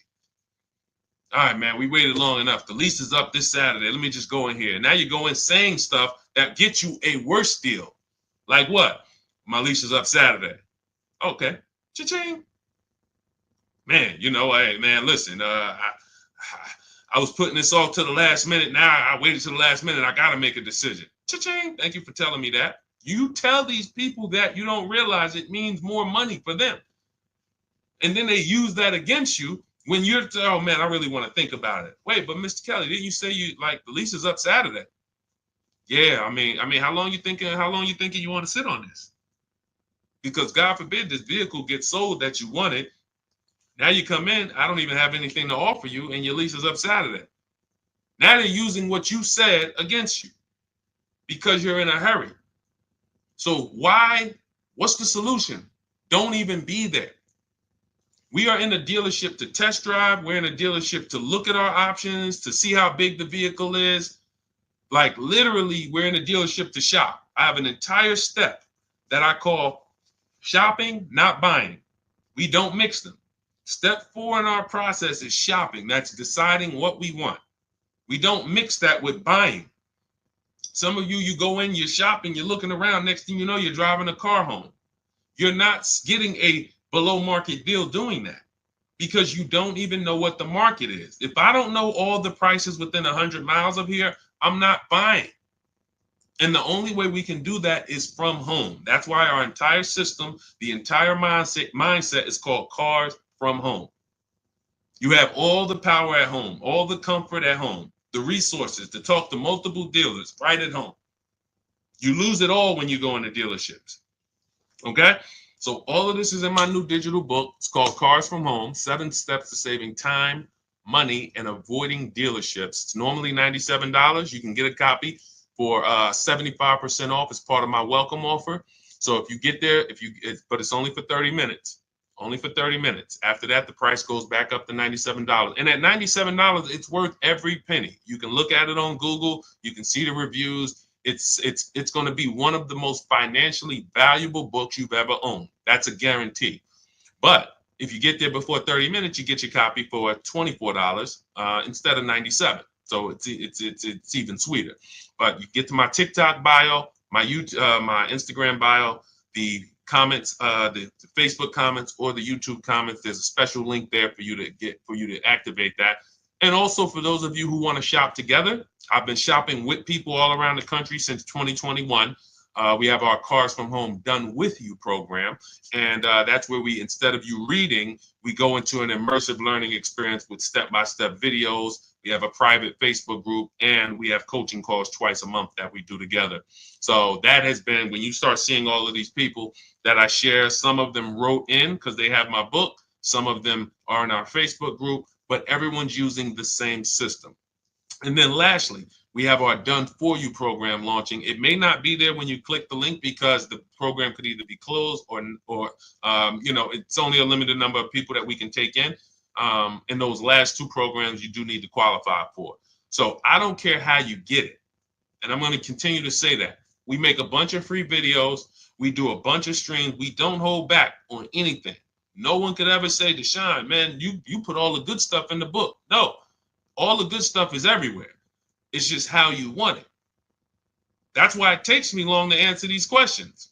If I was holding back, every time somebody asked a question, I would just be like, I would say 2 sentences and then, okay, get the book. No, I lay out exactly what's in the book. And then I say, it's in the book if you don't want to remember it. So we're not holding back at all. But I do realize that you might want to say, man, give me the blueprint. Give me the do-it-yourself blueprint, or let me do this together with you, Deshone, so I can guarantee I don't make any mistakes. And that's why we make these things available. So go to the links, get your special offers there. I will see you all wherever you go, wherever you decide to go. But make sure you send me your deals when you make them. Let's continue to unlearn, realize that almost everything that the car business has programmed you to do, not taught you, because you never learned to buy cars, you never took a class. So the way you buy cars has been what's been programmed. You were indoctrinated into it. All of that is for their benefit. And the worst thing that you could do to them is to change anything about how you are car shopping. Because when one person changes what they do, when they start seeing those appointments on holidays, instead of 200 people walking in, they start seeing 100.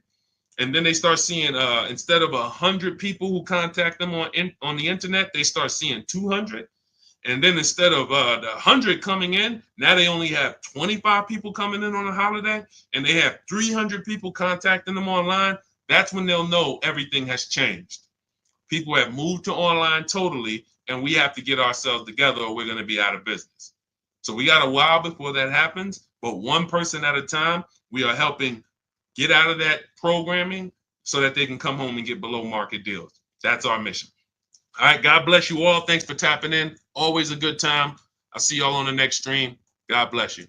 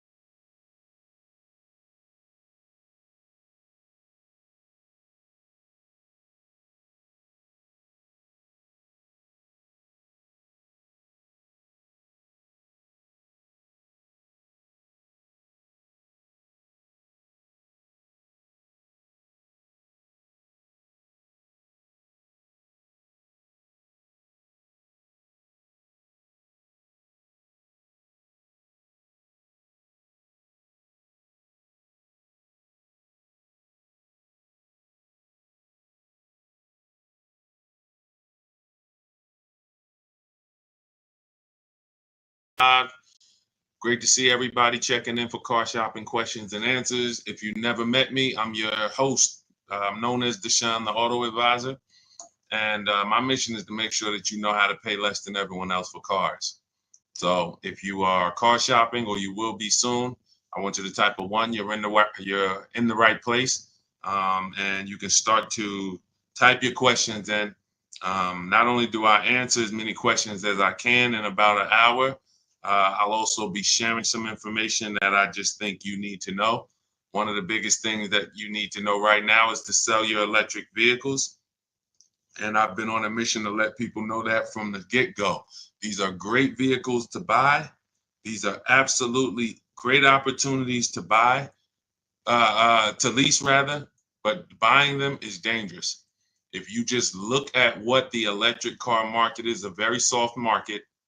Dealers are discounting them 15, 20 grand, some of them, to move them. Milligan, if you guys know Milligan's deal, she got almost $27,000 off her Mercedes. Why is this happening? Because the market's very soft.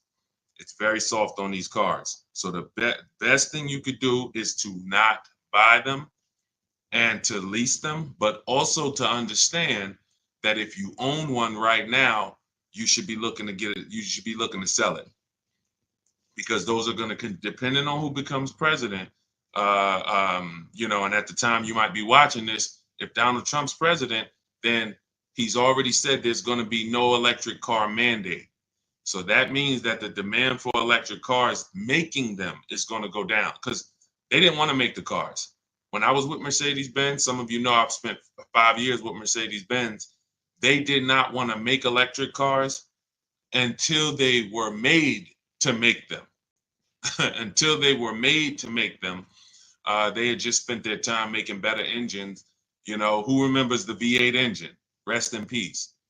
Everything they did over the last 5 years was to make, I see your questions start to come in. Keep typing your questions, everybody. Once we see enough questions come in, we'll start getting to them. But I want to make sure you know that you need to dump your electric vehicles if you're not holding on to them for another 6-7 years, because the short-term losses in the value of these vehicles is just too much. There's some vehicles you bought for 40, 50,000. They're going to be worth half of that in 3 years or less. Like, the best thing to do is to get out of these cars now, unless Kamala Harris gets in, and they're going to continue to put the money in. If Kamala Harris is president when you're watching this, they're going to continue to put the money in to the electric car market, and that being the future. Therefore, your investments are protected. And when I mean your investment, you bought an electric car, you might have not thought it was an investment, but it doesn't matter what you think. If somebody buys something for 30,000 and then 2 years later it's worth 15,000, that was a bad investment.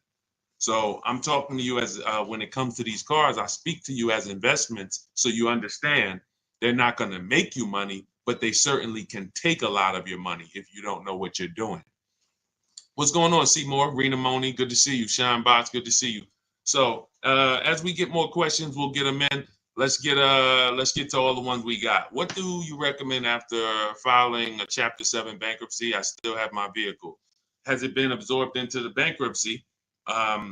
First thing I tell people out of bankruptcy is start building your credit again. Because although I'm not a credit professional, I have seen many people go through a bankruptcy and literally build their credit to a 700 score in a year. You have a fresh start. The best to follow Shonda Martin on all over social media. Her page is Road to 750 Plus. Some of you know Shonda. If you know her, shout out Shonda. You can attest to the fact she's one of the best I've ever seen when it comes to just knowing the ins and outs of credit. When it comes to being able to answer all your questions. She does a lot of lives, and she can help you. She's helped me and my family just by knowing stuff that we didn't know get our score 75 points higher, just by understanding things that we just didn't know. It's more than just paying your bills, it's structuring. So I don't like to talk credit because that's not my area of expertise, but I do know that the first thing you should be trying to do is get your score up, because you got a blank canvas now. You can get yourself to a high score in a very short period of time. Go ahead, Dolan. Shoot the next one in. All right, I see K-Jam on TikTok. All right, I see we got questions coming in from TikTok. Let's keep them coming. Type your questions fast, because once we start getting too many questions, you're not going to be able to get your question answered. I'm in a lease now. I'm overpaying, and I want to get out of it. I have an idea between 2 cars that I would like to get. What is your best suggestion? Realize you signed a contract. And when you sign a contract, you can't undo the contract because it's a bad deal. So you have to understand that. If you're trying to get out, we have to assess, can we get out? And does it make financial sense to get out? So what you want to do is you want to get your payoff, find out what your payoff is, call the leasing company. And the first thing you want to see is, can I sell the vehicle? If you can sell the vehicle, then you can get out without penalty. If you cannot sell it, then you're going to have to be responsible for any payments that are remaining or any mileage that is remaining. Who's had a dealer call them and say, hey, come, we'll get you out of your old car? Who's had a dealer call? Who's getting calls right now? Letters, emails, calls. Come on in, we'll get you out of your old car. Don't worry about it. Type me if you're getting that. And those of you who are new here, we dialogue here. So you need to be close to your keyboard. We're talking about financial literacy here. We're talking about money in your bank account here. This is not one of those streams where you just sit back and he's so funny. No, this is not what we do here. So engage, and you're going to get the most out of what we're doing. The reason why you're getting those calls, I see you, Declinique, is because they want to actually make you think that they actually will take care of the old stuff and there's no penalty. But there's no way for you to get out of a contract without someone buying you out of the contract. So when dealers say, hey, come on in, we'll take care of your old payments, what they really means, what that translates to, and I was in car dealers for 14 years. It translates to, you're going to have all that old baggage rolled over to your new deal. That's what it means. So we have to look at, does it make sense? Call the bank, get your payoff. And then you want to see, what is this car even worth on the open market if somebody paid cash for it? This is a step I call the equity assessment, where you're going to get cash buyers to make you an offer online. You go to CarMax, Driveway, Carvana, KBB, Instant Cash Offer, AutoNation, and Car Gurus. This is my equity assessment process. This is part, when you get my book, some of you have it, that's step 2. We must assess our equity, and we don't go to websites we don't go to dealers to find out what our car is worth. We don't go to websites where we just put a little information in 30 seconds it says your car is worth $18,000. These are 5-minute appraisal sites where the buyers are making you cash offers so that you really know what your car is worth. So once you determine if you have equity or not, that's going to determine if you can get out of the lease and how much penalty you are going to need to bring over for breaking the contract. See, the best thing to do is to realize, for the next contract you sign, you can't get out of a car as easy as you've been taught. Now, if you go to 10 dealerships, someone can get you out of a car. That's not what I mean. I mean, it's going to be a terrible financial deal. When you look at the money you're going to roll over, you're already overpaying for one car. Now you're going to say, get me out of this car, charge me the penalty, roll it over to my next car, just make sure that the monthly payments are affordable. This is how people lose thousands of dollars, and they're just paying their little $600 a month, and they don't realize that they're paying $600 a month, but their payment should have been $400 a month. They're just paying, well, I can afford the $600, so I guess I'm doing okay. You're not doing okay. So you want to assess what the equity is, and then you want to look at how many payments you have left and see, does it make more sense for me to get out and take the remaining payment hit penalty, or does it make more sense if I get somebody to buy the car? If CarMax wants to buy it for 20 grand and I only owe, 22, then yeah, I might pay that $2,000 for me to get out. This is something I call, in my book, this is step 2. That would be similar to the negative equity step. This is step 2. So those of you who have my book, if you don't know, my new digital book is called Cars from Home, 7 Steps to Saving Time, Money, and Avoiding Dealerships. It's 5-star rated. You can Google it. Very well known on Google. You can see all the reviews that people have written about it.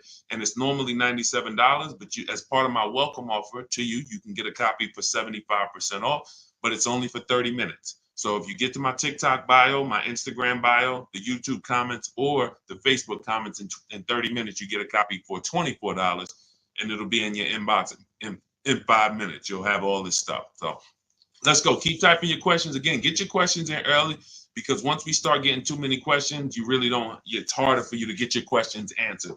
How long should you keep a vehicle if you buy it? 2023 Infiniti QX60 Autograph, at least 8 years. Because the amount you're paying for this is going to depreciate so drastically. All right, let me ask everybody on here. This gentleman or this person bought a looks like probably a $60,000 SUV. It's a 2023. What is that vehicle worth? 60,000. What is that vehicle worth 1 month after he buys it? 1 month. Throw some numbers out. $60,000 SUV. He drives off the lot with it. How much is it worth 1 month later? Just throw out some numbers. Let's see what we come up with. Because there's a lot of people on here that understand depreciation. All right. The Clinique said 50. 40K Jam's that's a little tough. Listen, some electric cars are depreciating that fast. Because so K Jam says it's worth 40. He lost 20 grand. If the new price of that vehicle, if I could get a new one for 20,000 off, like, oh, Deshone, what do you mean you could get some vehicles for 20,000 off? Well, I'll show you 3 right now. Kimberly got a Maserati, 20,000 off, $91,000 vehicle. Now she leased it. Sean got his F-150 Lightning for, look, $21,000 off. And I'm going to make a point here. This is why, because you just threw out a crazy number, but I'm going to tell you, you could have been right, K-Jams, depending on the car. Look at Milligan. Milligan, she got her Mercedes she got $27,000 off her Mercedes. Hold on, because I want everybody to see this. I can never see. Okay. There we go. She got $27,000. It was a $79,000 Mercedes. She got $20,000 off.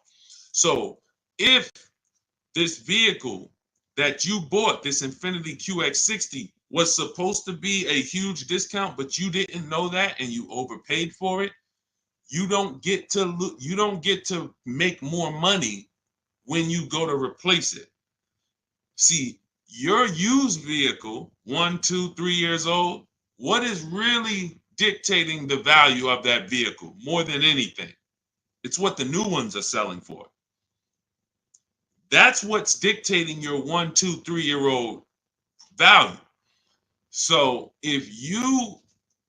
but let's just use a regular number of what this $60,000 vehicle you bought would be worth in a month. Let's say they say you lose 15% the day you buy. Everyone's heard that, right? Type yes if you've heard it. They say when you get a vehicle, you lose 15%. So let's just say out of 60, you lost about 9 grand. Let's say it's worth about 51. That's 1 month later. It's on a sliding board. It doesn't stop there. It doesn't stop there. If it stopped there, then you might just be able to be okay, but it's going to keep losing value month in, month out, month in, month out. But eventually, if you keep the vehicle long enough, eventually you go from here to now this starts to level out. Now, what does that mean? This is why step 1 in my book is called the 8-year rule. It says you should not be buying cars if you're not keeping them 8 years. This is how long. So when you say, how long should I be keeping this vehicle? You should not be buying it. I'm going to prove it to you. You should be shopping for below market leases because you're going to spend 5-10 grand more buying minimum. And how do you spend that? Because the vehicle you're getting, when you go to sell it or trade it, you're not going to get back what you paid. You're not going to get any of that money back. All of those thousands that you paid, you're not getting back. That's why aren't you always pissed when you find out what your car is worth? You know who's not? People who got cars on here at least 10 years. Who has a car on here that they've had at least 10 years? Type the number of years you've had the car into the chat. Who has a car in their driveway that they've had at least 10 years? Type the number of years into the chat. Type it into the chat. See if we got any long-term people on here. What's up, Jeanette? What's up, KPZ? Who has a car more than 10 years? All right, Pamela, 16 years. I see you. Carlos Brower, thanks for checking in. 3 months and I cracked. No, not Bree. I'm talking about more than 10 years. What's up, Michael Fulga? If you have a car more than 10 years, type the number of years you had it. I see you, Rose. All right, I see you, Facebook. I see you, Didi, 13 years. I see you, Kishal, 14 years, 2010 Mazda. Michael, 15 years. I see you. Anyone who has a car in your driveway, you've had it more than 10 years, type the number of years you've had it. We're making a point here. We're making a point. I see you, D. Adams, 11. Okay, more than 10. Watch this. If all of you who couldn't answer that question, you've only had your car for 3 years, 2 years, 5 years, your car is still on a depreciating sliding board. What does that mean? Your car is going to be worth, your car is still losing thousands of dollars in value every year, even just sitting there. The people who just tapped in, though, look, Michael Woods, 20 years. They've had their vehicles so long that they're not losing value anymore. They're not losing much value. They might lose a few $100s in depreciation every year. That means what? They're getting their money out of the car they bought. They're getting their money out of the car they bought. If you are simply buying vehicles and swapping them, you know who are my cash buyers at? Who pays cash? Because we're going to use all of these stories to make a point that the people who are buying their vehicles and not keeping them at least 8 years are overpaying by thousands of dollars, and we want to try to help them stop this right now. That's why in my digital book, this is rule number 1. It's called the 8-year rule. My book is 7 steps. Step 1 is we have to choose how long we're going to keep the car so that we can see how we're going to beat depreciation. So if you pay cash for cars, type $signs. If you historically have paid cash for cars, you don't finance, you don't lease, you typically pay cash, type a $sign. Here's what you got to understand. Those of you who are financing cars and swapping them, you're not seeing how much you're losing because of the monthly payment. That's why every time we shop, when you're using the strategies in my book, you're shopping with no money down. Why? Because it's easier to understand the money that you're losing when you're totally just basing it onto the entire price of the car. If somebody comes in and says, hey, I bought a car for 40, I went back a year later, they told me it was worth 30. You see how it's easy to see? You lost $10,000. But you could buy the same car for 40. I'm about to mess you up. You could buy the same car for 40, have a $700 a month payment, go swap that car out. The same car that you bought for 40, they're going to swap it out, give you 30 for it, but the new car, you have the same payment. So you went from this car and you went to this new car and you're like, wow, I'm still paying the same payment. So I guess I didn't really lose. But what they did was, instead of a 6-year loan that you were in, they stretched your loan out to 7 years or 8 years. And then they gave you the same 30. You took the same $10,000 loss that the cash buyer would have took, but you didn't see it because you're monthly payment focused. If you understand that, type a $sign. If you understand that, the monthly payment is what's destroying your ability to see, do you really have a good deal or not? You're trying to think of a payment. Do I have a payment that's good? The payment that's good has nothing to do with, did I get a great price for the car? And the name of the game is getting a great price for the car.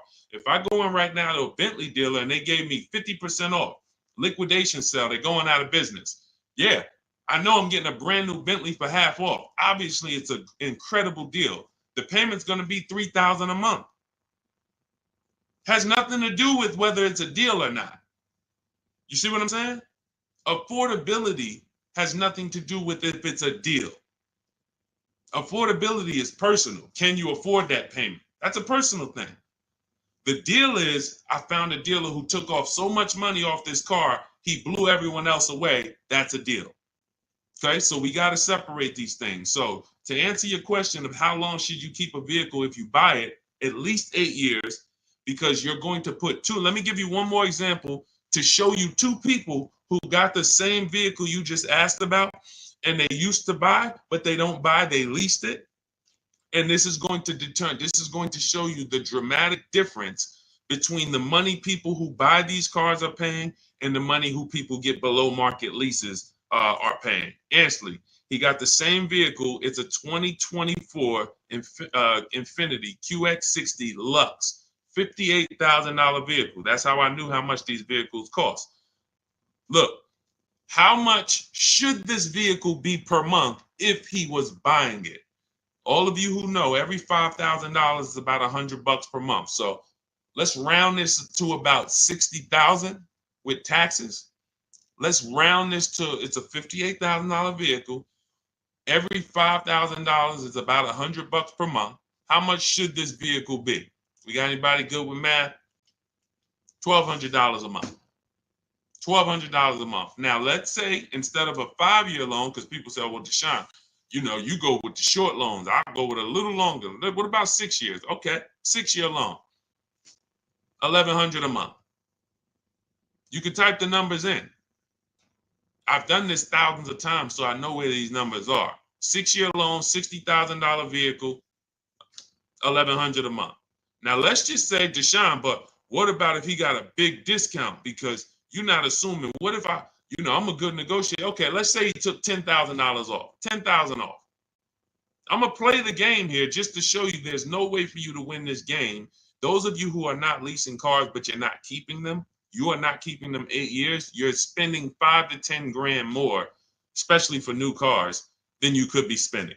It's not even a question. So now let's look and say, all right, he got 10 grand off. What would his payment be? $50,000 loan, $1,000 a month. Look what he's paying, $554. $554. Look, only paying $554 with first month down. He gave him his first month's car payment. He drove off. Call those people who told you you should never lease vehicles, and you need to tell them, hey, you owe me some money. That's partially your fault because you listened to them without verifying. But the fact is, I just took a scenario where this person who asked this question has this same car. He has an Infiniti QX60 autograph. I went to a $60,000 QX60 that somebody who learns from me just leased, paying $554 a month, $60,000 car. I said if they didn't get a discount, they'd be at $1,200 a month for a 5-year loan. If they took a 6-year loan, they're at $1,100 a month. If the dealer knocked off $10,000 for them because he liked them, now they're still at $1,100. They're still at $1,000 a month for 5 years, $900 a month for 6 years. There's just nowhere close. He's paying $554. And there's nothing that you can say to me that's going to make me be okay with you justifying us driving out of this dealership in the same car. Hey, man, hey, I see we got the same truck. Hey, man, how you doing? Yeah, you like it? Yeah, man, that's great. Yeah, but, man, this thing is expensive. Oh, yeah, how much you paying? Man, I paid a little, just about $1,000. I ain't putting no money down, but I got about $1,000 a month. Okay, cool. All right, what about you? How much you pay? Man, I paid $554. Oh man, you had to put a lot down. What you put, 20 grand down? No, I just my first payment, but I leased it. Oh, you leased it? Oh, see, but I buy though. I like to buy. All right. God bless you, man. Enjoy that. We're driving the same vehicle. In 3 years, I'm gonna bring this back, get a different one. In 3 years, you're gonna come in, try to trade that vehicle in, have no equity, probably break even if you're lucky. You might have negative equity if you had an accident. And you just paid $400 a month more than me for the same exact vehicle. Doesn't make financial sense. There's no way you can justify it. It's just not even close. Just the people who taught you about leasing, they owe you money. And as long as you continue to listen to them, you're going to continue to overpay for cars because you just don't know what you're doing. You don't know about deal structure and how a below market, not a regular lease, very clear. You're not going to compare regular commercial leases to what I'm talking about here. We're talking about below market leases. Below market lease deals versus below market purchase deals. It's not even a question. Not even a question. Okay, so that's what I need you to understand. If you're buying it, keep it 8 years. If you're not keeping it 8 years, you should be shopping for a below market lease. I teach all of this in my new digital book. It's called Cars from Home, 7 Steps to Saving Time, Money, and Avoiding Dealerships. I show you how to connect with 25 new car dealers online in 20 minutes and get 5 offers. The strategy we use, I created, is called the 25 to 5. We do this in minutes. You use my email scripts. You don't have to talk. You want to do it your way, you can. You want to call around and get your offers, you can do that. But what you're going to see is 5 out of 5 dealers, 4 of them are always going to be overpriced. It's not even a question. You have to see. The only way you're going to prove that to yourself, see, we know that. All these people I've worked with, hundreds of people in the last, couple years, thousands online. We know you get all these offers, most of them are going to be overpriced. That's why you got to get at least 5 so that you can pick the best one. And we do this right from home. Okay, that's a big thing. 8-year rule. Go ahead. Oh, by the way, all of you who do, if you're like, hey, what is this book you're talking about? It's my new digital book. It's 5-star rated. You can get a copy of it for 75% off as part of my welcome offer. It's in the. It's normally $97. It's everything I teach step by step. You can get it in my TikTok bio, the Instagram bio, the YouTube comments, or the Facebook comments. But it's only for 30 minutes. After that, the price does go back up to $97, and it's worth every penny. You can Google it. But $24 is better than $97. If I'm planning on financing, should I buy now or at the end of the month, Black Friday? My credit is in the low 800s. I've never let the time period stop us from buying because marketing is what's driving those time periods. They want you to come in at the end of the month. They want you to come in on the holidays. Think about if you owned a business where your customers were so well trained, they just came in at the end of the day faithfully. You didn't have to do anything. That's the way the car industry is. They will get people to come in thinking they're getting a better deal, but think about it. Why would they give you a better deal if there's 2 or 3 people behind you waiting to buy the same car? You don't have any leverage. See, deals come from, take it from me, I'm in the car business 14 years. I've made a lot of deals with customers and the managers didn't want to make them. The deals that are really deals, the managers don't want to make them. They're like, oh, God, can you get them $20 more per month? Something. We're like, no, listen, this is the person's best offer. All right. It's not a send your friends and we'll give them the same deal. Some customers, I had to tell them, please don't listen, I love for you to send your friends and family, but please don't tell them what you're paying because we might not be able to duplicate that. That's a deal. That's a deal. That's why everything you see on commercials will never be a deal because it's advertised to thousands of people. Nothing that's advertised to thousands of people is a deal. It's for marketing purposes. So you make deals when you're desperate, when you need the number, you need the sale. You don't make it when it's 80 people in your showroom and there's clowns and there's donuts and everybody's ringing the bell and everybody's like, hey, listen, Mr. Customer, if you don't want it, listen, all due respect, I have 2 people waiting. They've been waiting over here. We can't. Does that make you more or less likely to get a deal? That type of pressure. Is it a higher chance, more of a chance you're going to get a deal, a big discount when you have a line of people behind you waiting and you know the salesman doesn't need your sale, or are you going to get a better deal when there's no one in the showroom and they haven't sold a car in 2 days and they're behind on their numbers? It's clear. The deal comes when they're desperate. So how do we create that? We position ourselves. In my book, I teach you how to get into the market, which means you make contact with dealers and you let them know this is my as soon as date. I can buy a car as soon as today, but I don't need a car until the end of January. So once you have your as soon as and your no later than date, that creates the leverage you need to be positioned with dealers. I'm talking about for new cars and leases. Used cars, we have a different strategy. Once you're positioned, now when they need a deal, you're the one they're looking at. See, everyone that's buying today, tomorrow are desperate people with no strategy. So they're going into the dealerships with desperate energy trying to negotiate their best deal. You have to let the car dealers get those people out the way because those people are right there, the low-hanging fruit, and they're going to sell those people cars first.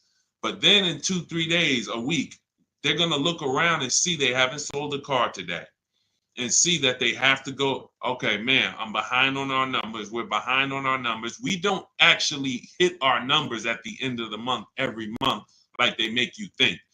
Every single month, the last 2 days, 3 days, car dealers just want to hit their numbers. No, this is just too predictable. Think about this. That doesn't make sense.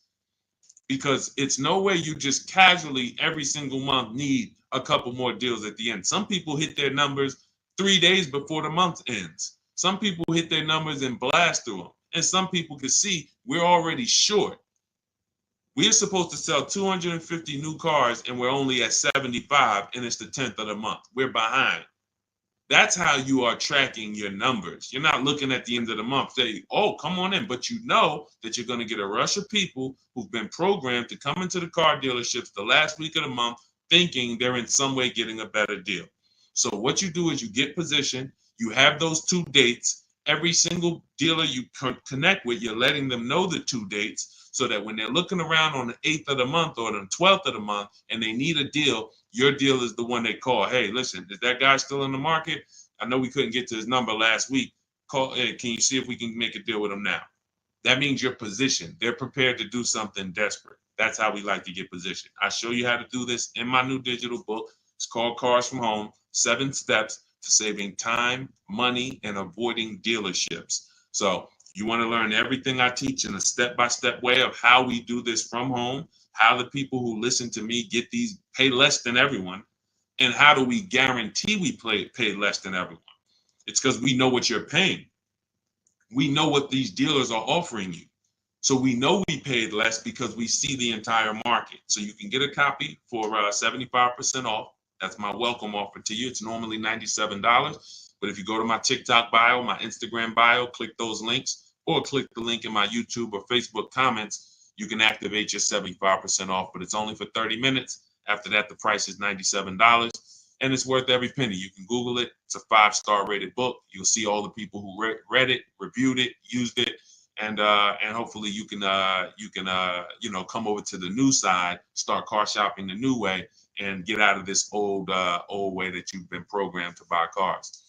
I'm an old man. I wish I would have seen this 30 years ago. Listen, I understand. It's just the reality of the industry. The industry hasn't changed in 30 years. That's why it's a multi-billion-dollar industry. Best thing they'll hope you continue to do is just keep doing the same thing you've been doing. Don't do anything different. That's their hope. Go ahead, Dolan. Let's go. Keep typing your questions, y'all. We'll get to as many as we can. Keep typing them. Let's see how many we can get to. We'll be on for probably another 20 minutes or so. How do I find below market leases? Well, you need to find out what the market is. So if I'm looking and saying I want to get a below market lease on a Honda Accord, I need to know what is the market values? What are the market prices? You're not going to get these from websites. You're going to get these from getting offers. So when you consider that there are remember this, D, there's 3 prices that can be paid for any car. Market value, that's for negotiators. Above market values for people with no strategy, no negotiating skills and no strategy. And then below market deals is for people who make dealers bid. They get multiple offers. So why do we say that a negotiator is going to get market value deals? So let's take somebody who's one of these, like your uncle. You know, we all got the uncle. Who has the uncle? Hit the like button if you have the uncle or the family member that whenever you buy a car, hey, call him, call Uncle Joe. Doesn't have to be an uncle. It could be just somebody, it could be a woman, doesn't matter. But you got that one person that everybody calls when they need a car. These are typically the people who are going to get market value. And I'm going to tell you why. There's no guarantee that they actually, when we make the deal, they can't guarantee that they couldn't have got a better price. What is that? So let's say you call this person, they get the deal done. If I went to them and I said, hey, would you bet me $1,000 that I couldn't have got a better deal than one you got? They're going to say, no, I wouldn't want to take that bet. So why wouldn't they? This is the negotiator of the family. Why wouldn't they want to take the bet? Because they don't have the confidence of knowing that they actually got a below market price. Below market price comes from looking at other offers. How do you know when you bought your 75-inch TV that you got a good price on it? Well, you saw other 75-inch TVs, right? Type right if this is starting to click. You saw other 75-inch TVs. You get what I'm saying? If you were buying a spaghetti sauce, how do you know when you went into the supermarket, you saw it for $2.99? How did you know that's the best price? Well, because the other supermarket had it for $4.99, or it's normally $5.99. Now it's on sale. You have to know what you're comparing it to understand if you're getting a deal. And that's why going into dealers and negotiating, you have nothing to compare it to. You're comparing it to what one deal, and here's what you got to understand. ShopRite, Pathmark, Stop and Shop, all have different prices for the exact same item. That's exactly how dealerships are. Thanks, Ruben. Shout out to the sharers. I see you shared the broadcast. Thank you. When you see that all of these dealers, Nissan dealers, have different prices. Deshone, I want to get a Nissan Sentra. Okay, every dealership sells the Nissan Sentra at a different price.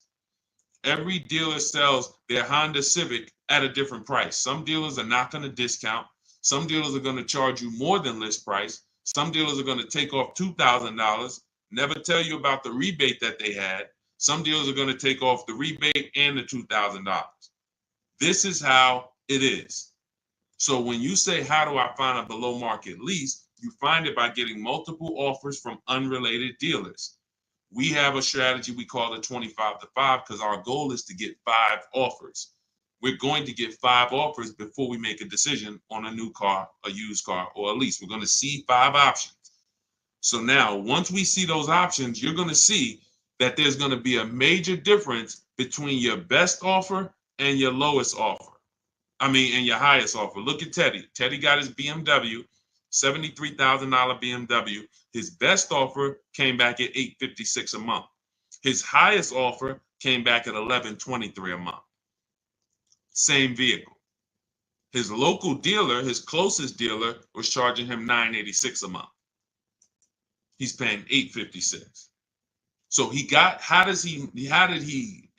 able to guarantee he got the below market deal because he sees the other offers. When I said he sees what you're paying, when I say people who don't use our system, we know we're paying less than you because we see what you're paying. We see the monthly payments the dealers that you're buying from are offering us that we're not taking. So that's how you get a below market deal. You must look at the market. And we have, frankly, the best system for doing that. That's what we're known for, is create everything we do as a bid. When we don't trade our cars in, we get online bids. We don't get a lease from our credit union. A loan from our credit union. We get bids from multiple credit unions and multiple banks. We don't buy a car and go and negotiate. We get bids from multiple dealers who have the same car, and then we pick the best option. This is Cars from Home, okay? And the name of my digital book is Cars from Home, 7 Steps to Saving Time, Money, and Avoiding Dealerships. It's the entire blueprint on step-by-step below market deals, step-by-step below market lease deals, finance deals, high mileage driving strategies. Everything is in there in a step-by-step way. So you can get a copy of it for 75% off for the next 30 minutes. Just head to my TikTok bio, my Instagram bio, the YouTube comments, or the Facebook comments. It's normally $97. But as long as you get there before the 30-minute timer hits 0, you got a copy for $24, and it'll be in your inbox in literally minutes. After you get it, make sure you screenshot, save the thank you page, because the book is on there. I also email you a copy, but sometimes you type your email wrong, and we're not able to send the book. So you'll have my support team's email.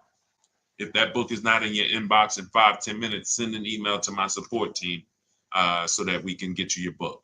All right. But that's the playbook. You got to see multiple offers, or there's no way for you to know that you got a below market deal. All right. Go ahead, Dolan. Next question. Great question, D. What's up, Moni? Does your advertisement regarding EVs also apply to hybrid vehicles, as I'm considering one for a purchase? I would say anything that's going to affect in that electric vehicle market, I would be very hesitant on buying right now.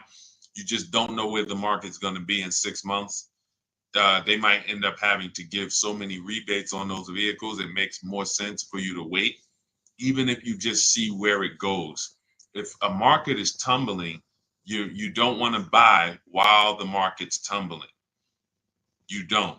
You want to try to see a bottom, because if you buy and you're still sick, somebody came on after I made that video about selling your electric cars. Somebody came on the video, I pinned it, and they said, I sold my car a month ago. I ran the numbers again today to see what it's worth. I would have lost another $5,000 if I waited. lost $5,000 in a month. That is how volatile the electric car market is right now. And I would say hybrids could be attached to it because we just don't know what the future is going to be. So if they're going to kind of, if put it like this, we saw a world moving towards electric, and that's why everyone was invested in that world, because we saw gas eventually going away. With half of the new vehicles sold being electric, obviously gas was always going to be there because there's going to be used cars. But what I mean is, when the future is electric, then the value is in electric. But if the future is, well, if you want an electric vehicle, you could get one, but we're not necessarily like forcing you to get one. And we're going to make sure you don't need to get one if you don't want to get one. Like, that affects the market prices. That's a very different conversation and tone than electric is the future. So I would hold off. And again, lease these vehicles. I would be leasing these vehicles all day, because the amount, when you start getting multiple offers, if you're using our system, even if you're using your system, you want to do it your way and you want to call around and get prices from multiple dealerships. Once you see that you're saving 15, 20, 25, 30 grand on some of these electric vehicles, you're going to see that the lease options on them to drive these cars are so incredible. Like, you can literally drive cars for cents on the dollar. If you get below market leases, you're driving for cents on the dollar anyway, but it's just, it's dramatic what you can drive some of these vehicles for. So that's just my advice. I can't recommend anybody buy an electric vehicle or a hybrid. I just can't do it in good faith right now. Great question, though. And I'm glad you're considering it. I'm glad you're even considering, because a lot of people are just not considering how legislation affects the electric car market, how it built the electric car market, and how it's affecting it now. Go ahead, Dolan. All right, keep typing your questions. What's up, Didi? Good to see you. Ruben Moreno, thanks for sharing.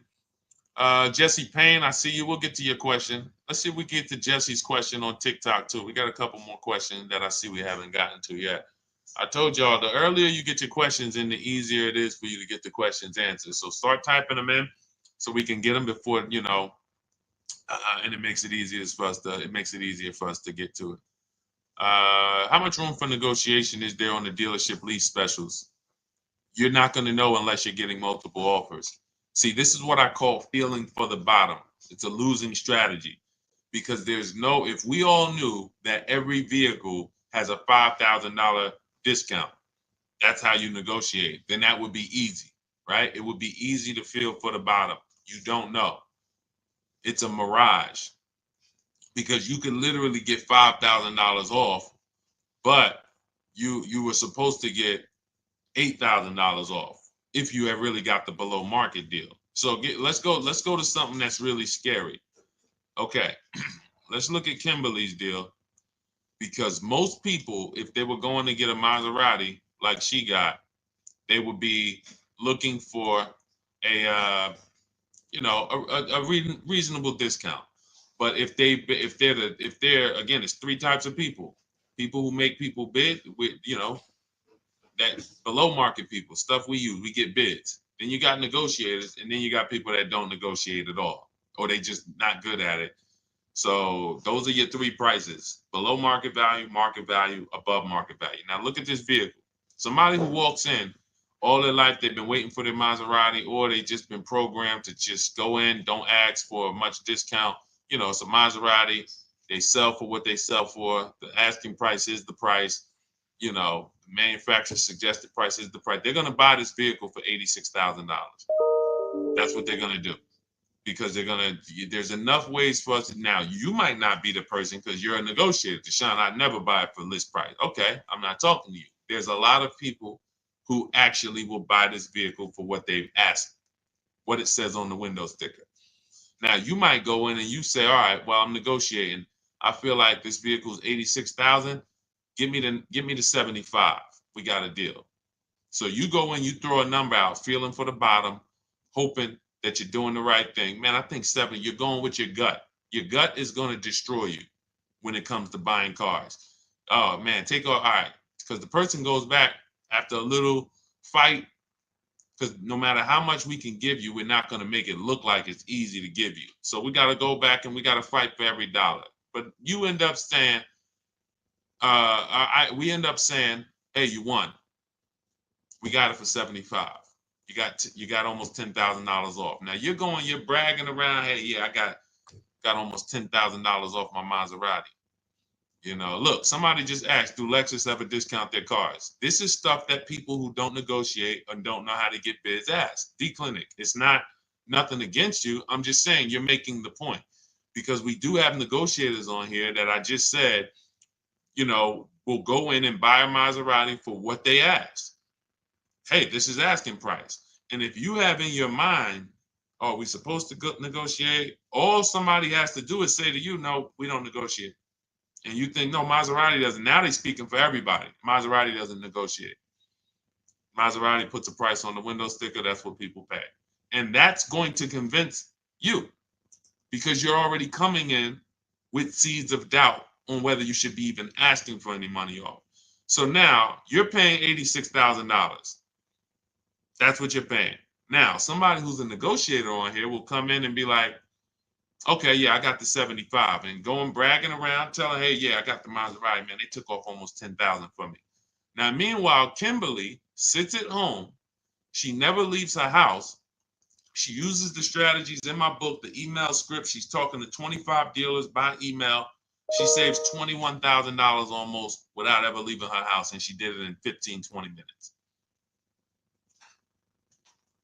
She knows now how many offers did she have that was higher than the 21,000. Lots of them.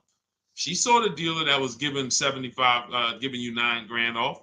She sees that dealer, okay, they're not the best offer. She sees a dealer over here says, hey, I'll give you $5,000 off. She sees a dealer that says, hey, we don't discount.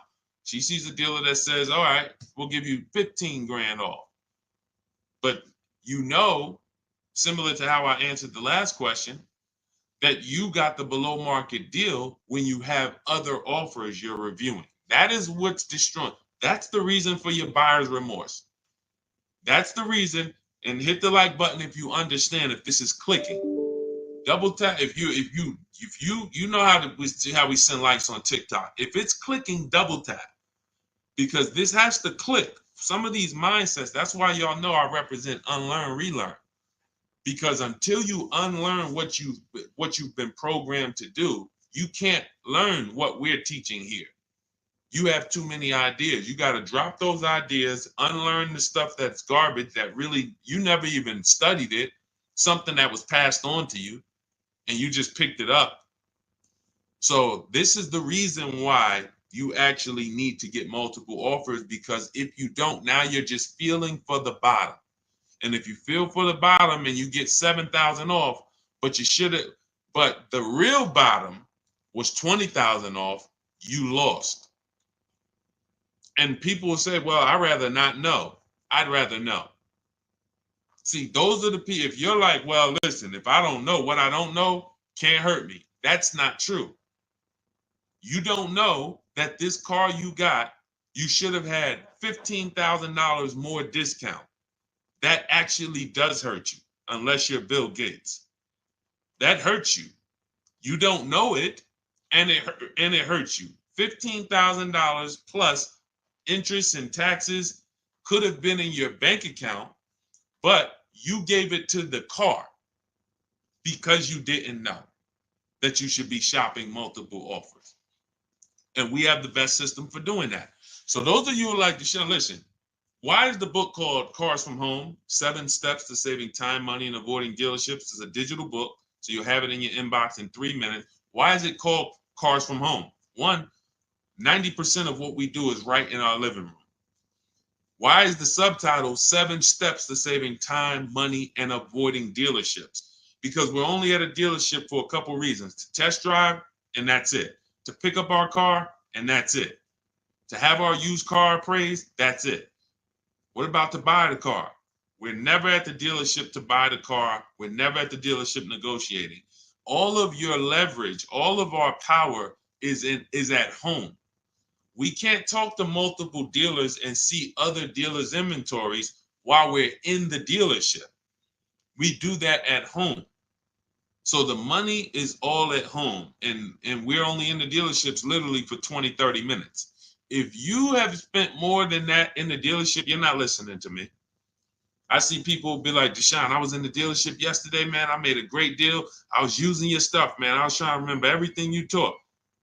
You was there for a couple hours. You ain't use what I teach. You didn't use my stuff.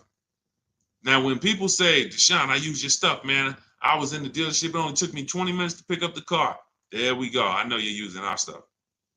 When you say, Deshone, man, man, you should see this dealer. I had to go an hour away to pick up the car because this dealer an hour away beat everybody.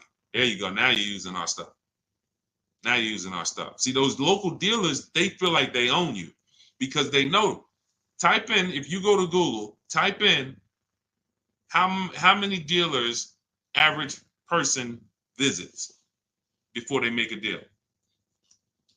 We know the statistics. It's two and change, 2.5 on average. People are going to only deal with 2.5 dealers before they make a deal. That's why the local dealers are not really giving you the money off. You saw Teddy.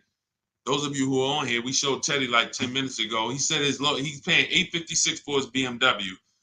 The highest dealer offered him $1,100, and the dealer that's closest to him offered him $986. That was the dealership right next to him. That he drive by, probably went test drove the car there, said, man, one day I'm gonna buy a BMW from them. No, not when they're charging you $120 more because you're closer. Those local dealers know you don't shop. That's why they kill their own people. They're like, yo, we know that most people are not going to drive outside of 20, 30 minutes, which is why we sit at home. We use this beautiful tool that was invented called a computer, and we're able to actually talk to multiple dealers and save more money in 20, 30 minutes than people are saving in 4 hours negotiating. It's a beautiful world. Come over to our world if you're ready to be done with the old. Go ahead, Dolan. Next question. Don't feel for the bottom now. Thank you, Karita Space Painting. I see you. Shout out to the people sharing the broadcast and shout out to the people hitting the like button. I see we got 2 likes. Okay, on Facebook. Where my people at that like? I see. Listen, I need the sharers and the people who take action to take action. Tag one of your friends because I'm telling you this, you're going to destroy your friendship. If you let your friend go out here and buy a car and they don't know that you've been sitting on this live learning everything you need to know to save all the money you need to save, getting all the tools you need to get, and then your friend tells you 2 months ago, they come and say, man, I needed to see this 2 months ago. Yeah, I've been following Deshone for a little while. Well, why didn't you tell me about it? That's the way friendships end. Once people see this, man, I bought this car. I wish I would have known I would have leased. Man, I went in and I only got one offer, man. I thought they was overcharging me. Why you didn't tell me about this guy, Deshone? Listen, that's your friendship on the line. Money. So what you're saying is, you won't know the bottom until you really dig in, like in your book. No, you won't know the bottom until you get multiple offers. That's it. That's how you know the bottom. We get at least 5 offers. That's why a strategy I created is called the 25 to 5. We're connecting with 25 dealers online. It's going to take us about 20 minutes. This is for new cars and leases. With used cars, we use a different strategy because we use the marketplaces. But with new cars and leases, we use the 25 to 5. We're going to connect with 25 dealers to get 5 offers. And another great thing about connecting with 25 dealers is most dealers, when you walk into two dealers, what are the chances they're going to have what you want? Who's been at a dealer and they said, we don't have that color or we don't have that trim level? Who's been at a dealer, your closest dealer, and you're like, hey, I'm looking for this. And they said, well, we don't have one of those. We can locate it. They say, hey, we could get it from our competitor's inventory. So that's all we're doing. When you sit at home, you're talking to the competitors. That's when you're dangerous. Thanks, Junebug. Shout out to the sharers. When you're talking to their competitors, that's when you are dangerous. Because not only are you when I'm shopping for a vehicle and I'm shopping offers right now for a vehicle, when a dealer says to me, we can locate this vehicle, we don't have one, I am not going to answer that because I know I'm already talking to the people that you see has the vehicle. I'm already communicating with them by email, so they're not going to give it to you. But when you go in and you let a dealer locate a car for you, you're not getting the best price that you could have gotten because there's fees that you pay for that. It might be 100, 200. Very rarely can a dealer give you the best deal on the market, the biggest discount, and go and get the vehicle for you and pay the transport. So when we're connecting with 25 dealers online, we're actually cutting through all the garbage. And out of that 25 dealers, most likely 10 is going to have a vehicle that matches. So we don't have to hear, oh, I don't have it, I don't have it, I don't have it. It's just numbers. It's easy, it's fun, it empowers you, and that's how you know the bottom. You know the bottom by getting multiple offers. Within 100 miles, I know all the offers on this Infiniti truck. Within 100 miles, I know all the offers on this Range Rover. I know who has one. I know what they're going to offer me for. In my book, I have a calculator that you put all the offers in that we created, and it spits out the counter offers that you should send them. I've done all of that, and I know I got the bottom price because I know the market. You can't pay paying below market price is reserved for people who know the market. And I teach you in minutes how to know the used car market, how to know the market on this new car, on this lease. It's beautiful. It's called empowerment. So those of you who are like, listen, I'm done with this old way, Deshone. What is this book? This is my new digital book, Cars from Home, 7 Steps to Saving Time, Money, and Avoiding Dealerships. You can get a copy for 75% off. It's my welcome offer to you, but it's only for 30 minutes. Once that 30 minutes is up, the price is $97, and it's worth every penny. So if you want the 30-minute special, 75% off, go to my TikTok bio, my Instagram bio, the YouTube comments, or the Facebook comments. Click those links and grab your book for 75% off. Now, as soon as you pay, screenshot the thank you page, because that's going to have my support team's email. Some of you typing fast. You're like, Deshone, I only got 2 minutes left. You type your email wrong, and then we can't email your book to an incorrect email. So make sure you have my support team's email just in case your book isn't there in the next 5-10 minutes. Okay, go ahead, Dolan.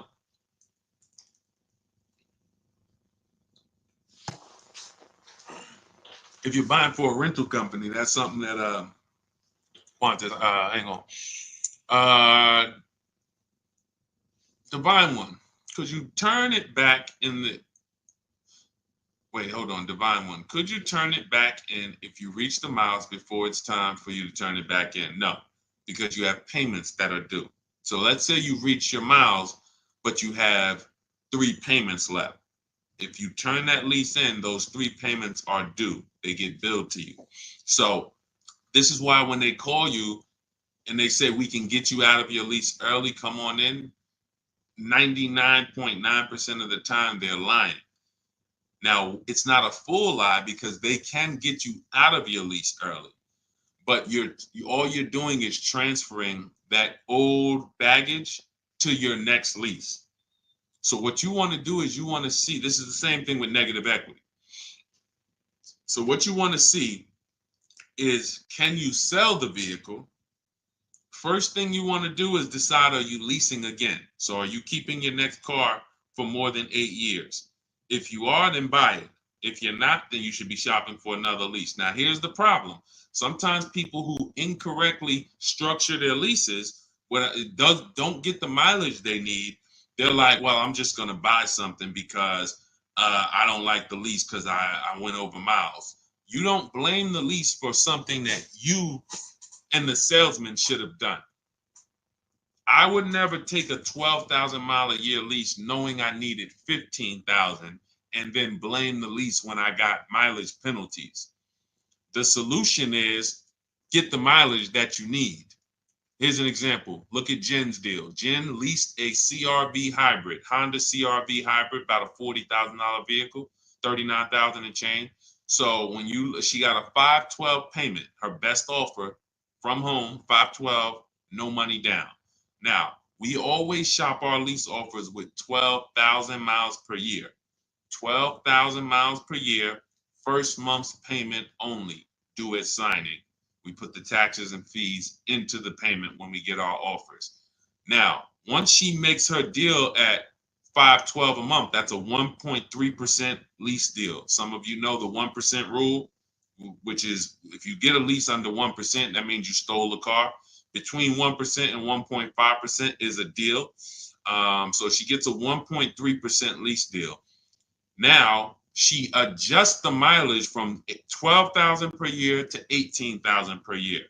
So instead of 512 a month, her final deal is 563 a month, and she gets to drive 18,000 miles per year. She gets the mileage that she needs, and she's still paying thousands less than had she purchased the vehicle. And she doesn't have to worry about depreciation and negative equity.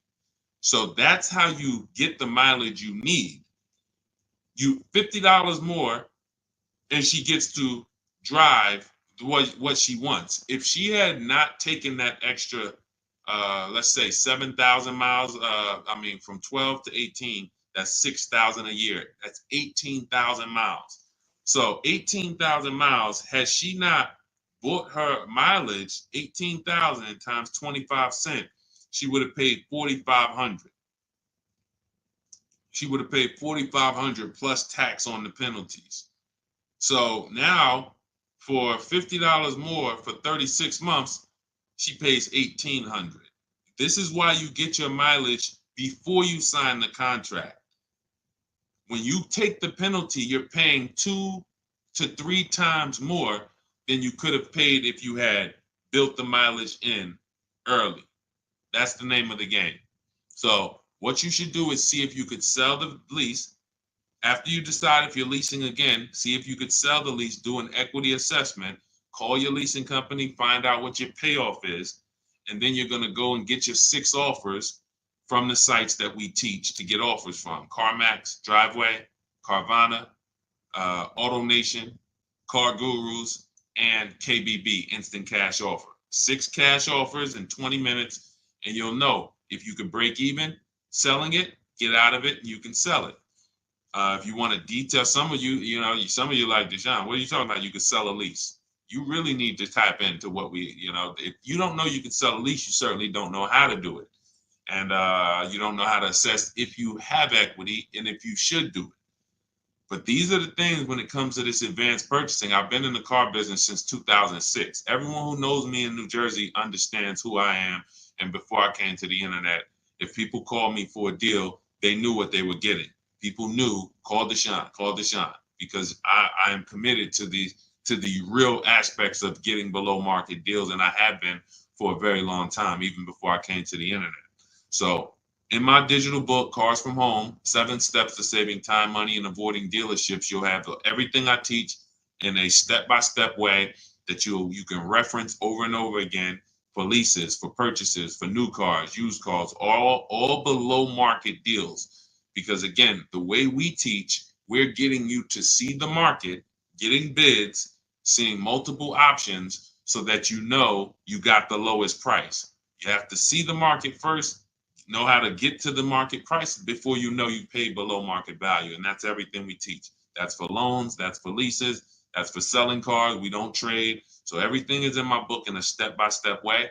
And it's normally $97. You can get a copy for $24, but only for 30 minutes. That's my welcome offer. You can go to my TikTok bio, my Instagram bio, the YouTube comments, or the Facebook comments to activate your 75% off link.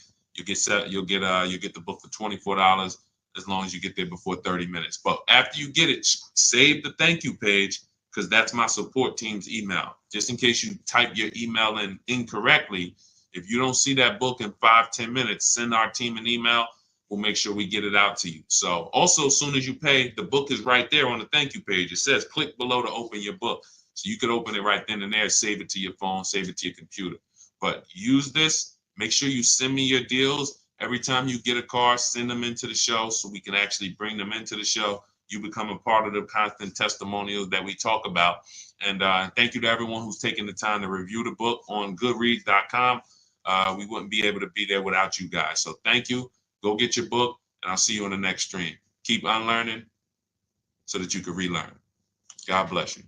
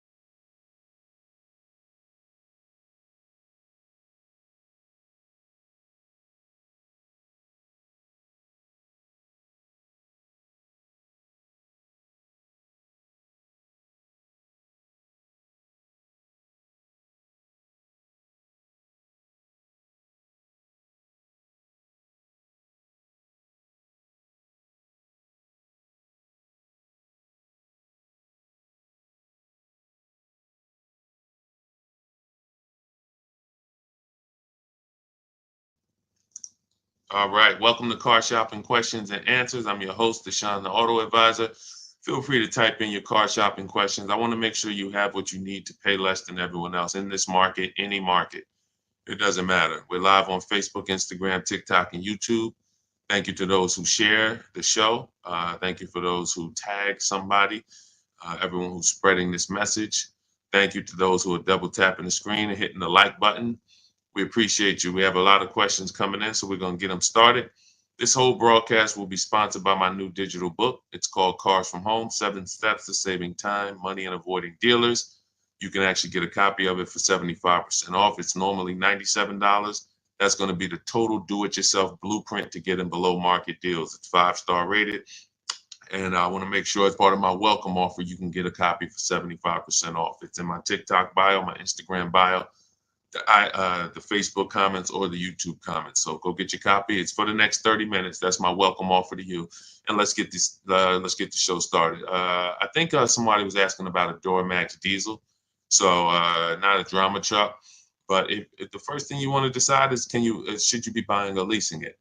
It's impossible to get a good deal if you were supposed to lease. Now, who was taught never to lease? Be honest. Type me if you were taught never to lease. A big thing that we do here is we tear down that terrible, terrible financial advice. It is some of the worst advice that you could have received, is to never buy a vehicle. To never lease a vehicle. So let's keep the question up about the Duramax, Dolan, because that's the one we're answering right now. He had typed in the comments he didn't mean drama truck, he meant Duramax. So we can save this question for next. Everybody keep typing your questions and we'll keep getting to them. But right now, that's the first step. Whenever you are about to get a car, the first thing you want to do is decide, am I buying or leasing it? And I give you an easy way to know that. Are you keeping it 8 years or not? It's very simple. The question of buying or leasing is about depreciation. If you buy a vehicle, you're going to lose in depreciation. I don't care how good of a deal you get on it, because in the short term, depreciation is going. And I'm fortunately, thank you, Quinn. I'm about to be a victim of my own bad. Look, I'm about to be a victim of my own advice, like not taking my own advice. What does that mean? I bought a pre-owned Infiniti truck after years of leasing, and I got into the habit of leasing after 20. Let's see, from 2000, we would lease my wife a vehicle. So we started really 2012 with our Infiniti G25 lease. We got that. It was like $325 a month. And then a brand new vehicle, because most leases, if not all leases, are brand new vehicles. So I'm paying $325 a month for a new Infiniti. Then we got the Infiniti Q50, 2014. So then I'm paying like $345 for a $44,000 car, brand new. Then I had 3 Q50s in a row, 345, 365, and I think the highest one went up to like I think 365 was the highest, because when I extended my lease, I had to pay the taxes. It went to 390. It might have been 390.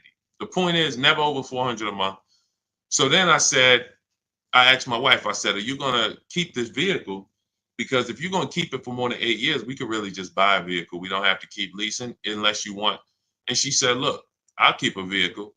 So I get a phenomenal deal on my Infinity truck, 2020. It was 3 years old. I got it. It was a $54,000 truck. I got it for $31,000, 26,000 miles on it.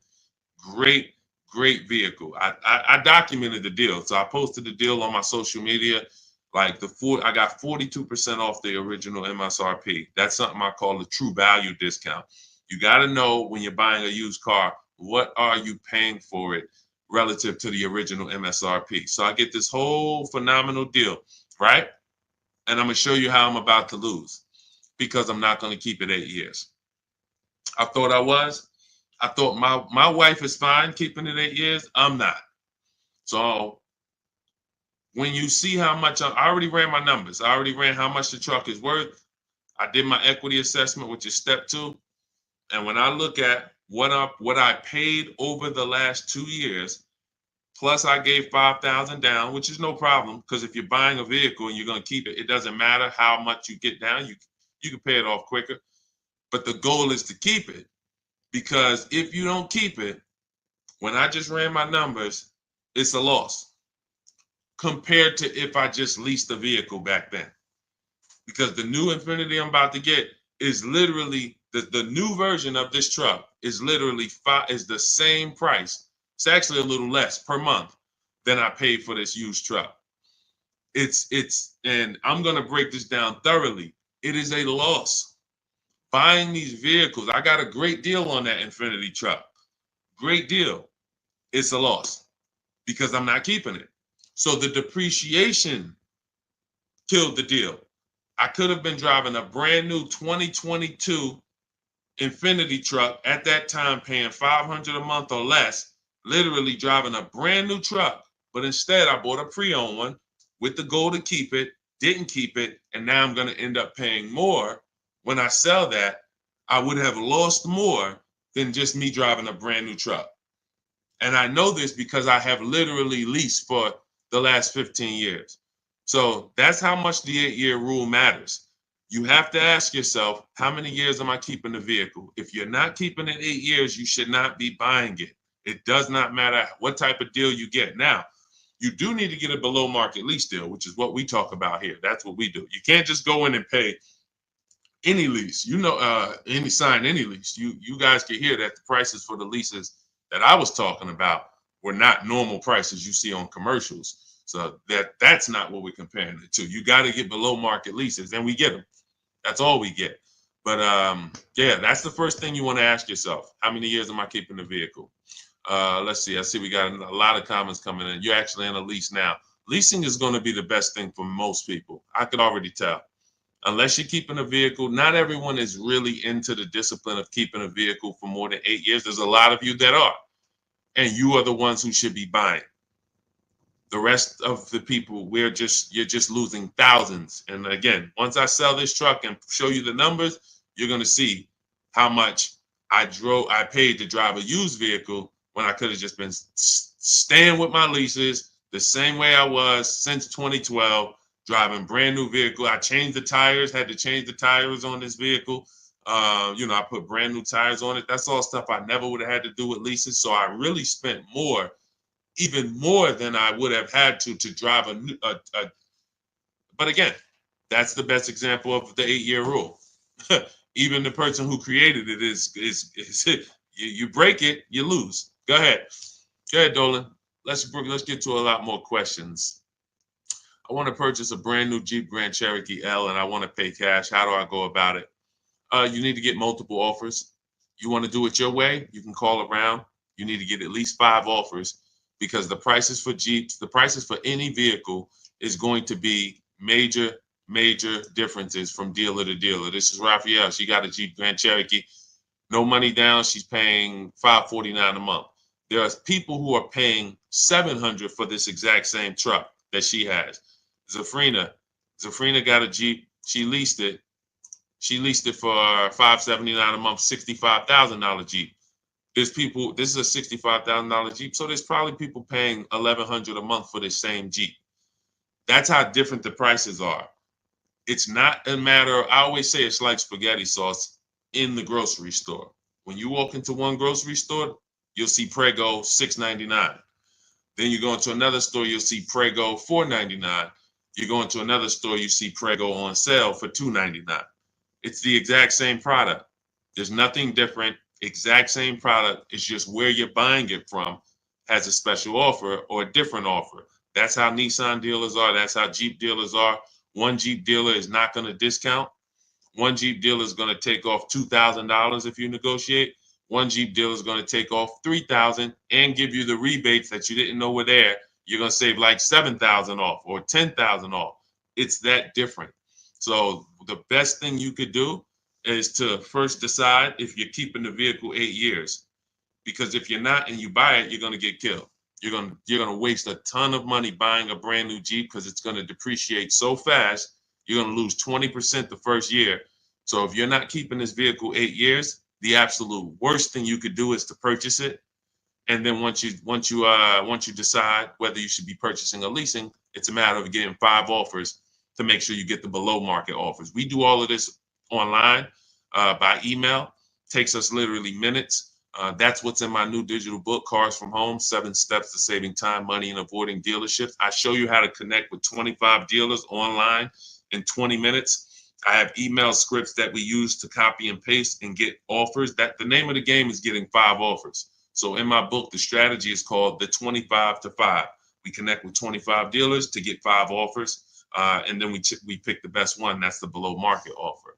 So you must shop multiple offers or you're going to overpay. You can get your copy of my new digital book for 75% off. It's normally $97, but it's part of my welcome offer in my bio, my TikTok bio, my Instagram bio, or the YouTube or Facebook comments. For 30 minutes only, you get your copy for 75% off, which is $24, and it'll be in your inbox in 2 minutes, 3 minutes. You'll be able to have these steps for the rest of your life. It's like what 50 said about bottled water. Yeah. It just depends on where you're buying from. The same product, when you go to a hotel, the same bottled water that's $1 in the supermarket is $3. You go to a hotel in Dubai, the same bottled water that's $2 in the supermarket is $11 or $14. It just depends on where you're buying from. That's the way it is with cars. And once you grasp that, once you get that, you're off to the races. You'll understand why people like us, like Zafrina, like Pierre, like Teddy with his BMW, got a ridiculous amount of money off of it. Danielle with her Audi lease, Bonita, even during the pandemic when people were paying $800-900 a month to lease Kia Telluride, she got hers for $600. It's just bidding. When you step out of negotiations and get people bidding, your experience is going to get easier. You're going to save more money without even trying. It's just an easy way to do business. All right, go ahead, Dolan. Shoot up the next question. Let's go. Keep typing. Where should I start in the process to buy a car? People skip the leasing versus buying step. Again, I can't stress it that I could show you all day long how to get below market car deals, leases, purchases, new cars, used cars. That is easy. That is easy. You do it right from home. That is the easiest part of what we do. The leasing versus buying, because they programmed you to not like leasing, and you've gotten so many negative you've gotten people who've programmed you. They've never spoken about numbers. They never talk about they never talk about the numbers. They talk about things that everything but the numbers. Leasing is like renting. You have to drive. They pick your mileage. That's wrong. You pick your mileage on a lease. And frankly, depreciation is the unseen expense that these people don't even know that it's killing them. Because the short term, I mean, think about all these electric cars. I've been on a mission to try to get people to sell their electric cars. Lease them all day. If you are getting multiple offers, lease these electric cars all day. But if you own them, they are depreciating at a dramatic rate, way more than any other cars. Because the new car market is soft. What does that mean? The new car market is soft. That means they have to give these cars away to sell them. Look at Milligan. If you zoom in on her deal, Milligan got a Mercedes EQE Valentine. I never leased in my life. You're going to learn today. You're going to learn today. Milligan saved $27,000 off of her brand new Mercedes EQE. If you zoom in on that, you'll see. So when you're able to save, now obviously everyone's not saving that money. She got multiple offers. She used our system for getting offers from multiple dealers, and her best offer was $27,000 off. So if you can get $27,000 off a brand new one, how does that affect the pre-owned market? How does that affect the one-year-old one? How does that affect the people who bought brand new, paid list price, or they paid almost list price, and now 2-3 years later, they're trying to sell them? They're worth half. They're not even worth, they're worth less than half of what the new car costs. And now this is the dangerous part about buying these vehicles, because when the depreciation hits, if you happen to have a vehicle that depreciates worse than any other car, you can't help that. You have to wear that. There's no way for you to avoid it. Now, had you leased it, you would have avoided it. Had you got a below market lease, you would have avoided it. And also, if you had a plan to keep the vehicle for at least 8 years, not break the 8-year rule. That's why when you ask, where should I start in the process? Guys, the process always starts with the 8-year rule. It always starts with the 8-year rule. There's nothing else. I don't care if you're coming to talk to me about anything else than how long you're keeping the car. You've missed it. If you're coming to me to talk to me about how to get a great deal on a depreciating asset, and you're not considering how long you're going to own it, you are missing it. You're missing the basis and the most basic step to finance. To investing in something. If you were going to buy a stock and they said, listen, I got some bad news for you. This stock is going to go down in value for the first 5 to 6, 7 years. It's going to go down. And if you decided you were still going to buy that stock, the only question we would need to know is, how long are you going to keep it? Does that make sense? A financial advisor who's going to tell you, hey, everybody who buys this stock, it goes down for the first 7, 8 years. But then it starts to coast, and then you'll be okay. Wouldn't how long I'm going to keep it be important? That's the most important. If you say, hey, I'm going to keep this thing 3 years, you're going to lose. You're going to lose. It's impossible not to lose. So that's why we only look at how we're going to beat depreciation as our first step. You buying a car, your first question is, how long am I keeping this thing? 8 years? Then I'm going to buy it. If it's not 8 years, I'm not tying up my money in it, because I'm not going to get that money back. That $5,000 I put down on my used Infiniti, I'm not getting that money back. When I sell it, it's a break even, and I literally paid X amount per month, $500 a month, and then my $5,000 down payment, though, I'm not getting that back when I sell this thing in 2 years. So that means I could have leased something, had the same payment, had the $5,000 in my bank account, and literally drove a better car. That's just it's not even close. Anyone who's listening, if you really open your eyes and open your ears, leasing versus buying in the short term is not even close. It's not even close. What you get to drive for the money that comes out of your household is not even close. Go ahead, Dolan. Tremendous C. What if you have a car you're paying for and want to lease something new and keep the old one too? Well, depends. If you have the income to support 2 car loans, then you probably can get approved. They're going to want to see that once you actually do the second credit application, they're going to look at what those payments are going to be and how much you make. And if you could afford it and you have the credit to support it, you will most likely get approved for both. But you need to have the income to support it. Okay, but yeah, there's nothing wrong with that. I just tell people, make sure you're using both cars. A lot of times we have cars sitting. Some people will say, okay, I want a new car, I'm going to lease it. And then they want to keep the old car. And I'm like, why are you keeping it? And they're like, well, it's no, is anyone going to be using it? They're like, no, not really. And I'm like, okay, well, now you just have something on your insurance. And really, there's no benefit there. You could sell it and you might could pick up a couple $1,000s. But yeah, there's nothing wrong with having both though, if you can qualify for both. What's up, Victor McLeod? Good to see you. D checking in on TikTok. Go ahead, Dolan. Shoot the next question up. If we could get people to understand leasing versus buying, like we're gonna make people very rich. Like, and what I mean is, give you an example. Let me tell you how just understanding that will change your household. I have a friend that I met, a neighbor. He lives around me. I met him about a little over a year ago. Now he found out what I did. He found out, he found me online and he said, "Hey, I noticed." No, he had a Kia Telluride. He totaled it. His wife was in an accident, totaled the vehicle. Now he said, "Deshone, I see the stuff you teach, and we had this Kia Telluride. I'm not going to keep it 8 years." He said, I'm a shop for a lease. Now, he uses the strategy. He gets multiple offers. Got to get offers from several Kia dealerships. He does it at home, uses my system. You could do it your way. You want to call around.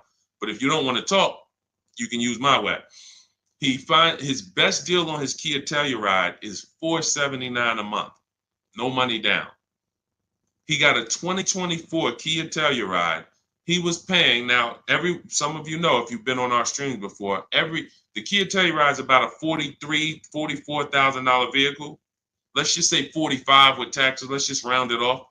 How much is every $5,000 on a monthly payment? If you're new here, type the number 1. This might be your first time here. You wouldn't know the answer to this. But we may have some people who check in with us on a regular basis and they may know the answer.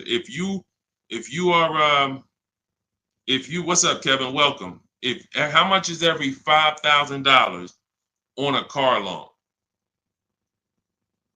Because I want to show you how much he was paying for his old Kia Telluride. Yes, good job. Soldier Dan, $100 for Countess, $100. Yes, Valentin, $100. Great job.